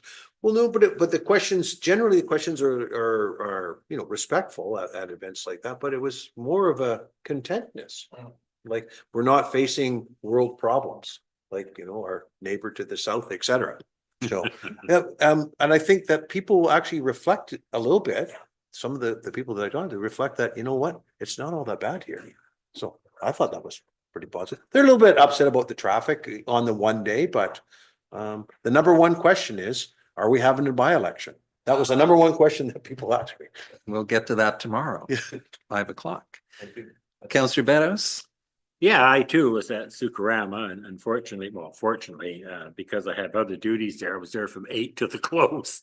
But I was very impressed that when I'm at most of the time I spent at our booth for the district, and very positive people. And I did have somebody complain about the traffic, but they made it very clear that they knew it wasn't our responsibility.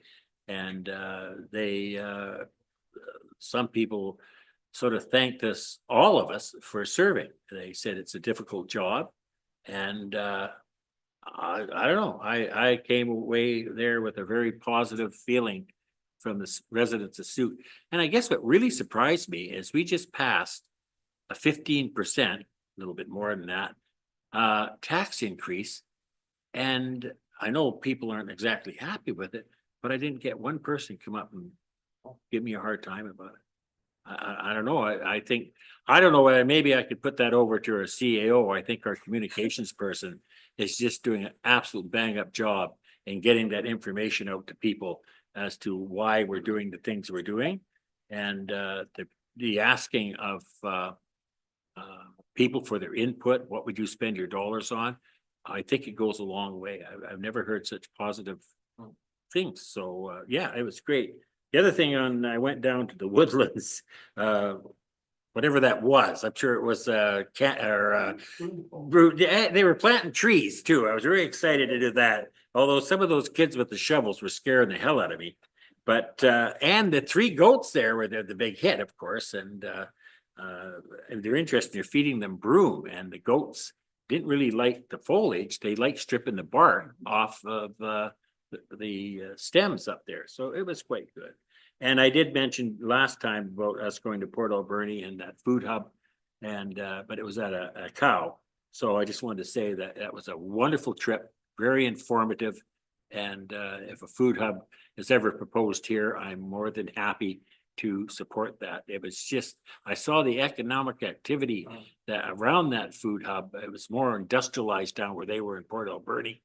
But the concept was the same, gives small entrepreneurs in our community, and there's lots of them, you know, a communal kitchen and facility that they can get their product out for sale. It was amazing, and I was very, very taken.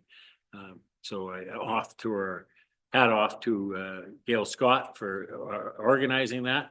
And Port Alberni hosted us up there in the Port Authority, and it was a good show. Enjoyed it very much. Councillor St. Pierre. So sorry to miss that. You would have loved it. So sorry to miss It's right up your alley. No, big things have been happening, but nothing I want to report on. So yeah, this morning I was at the virtual meeting of the Wandafute Corridor group, Destination Canada, and they reported out on their findings. There's some really interesting material to be shared at a hopefully a council meeting in the near future. On Saturday, I spent a few hours on Saturday afternoon at Sooke hanging out with Al and Kevin and Ms. Scott, wandering the hall, putting in a winning auction bid on a 6-pack of tuna. Talk about paradise right here by the sea. In the morning, I was at the In View Royal for the Wandafute Performing Arts Center's event. And this was a combination of a keynote speaker from a very reputable arts producer, along with a design workshop with architects, and to provide direction from, I think there were over 70 representatives of various arts groups were in the room. I sat with reps from Sooke Harbor Players and the Sooke Arts Council. And as we heard this morning at the Wandafute event, there's a real hunger for a black box theater or something larger right here in Sooke, while at the same time we also could benefit from a professional theater, which is approximately a half-hour drive away. So we'll see how that all unfolds. I was part of the broom busting at Woodland Creek. Very much thanks to Ms. Mogg and Fire Smart team and the Friends of Sooke Park Society. 200 kids in successive waves from Poirier, Journey Middle, and EMCS participated. So that's pretty special. Victoria Family Court meeting.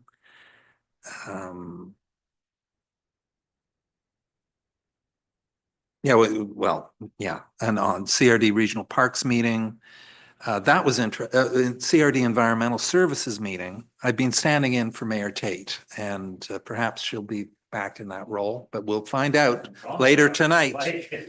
Later tonight. No, we don't want to hear. I don't want to hear those numbers.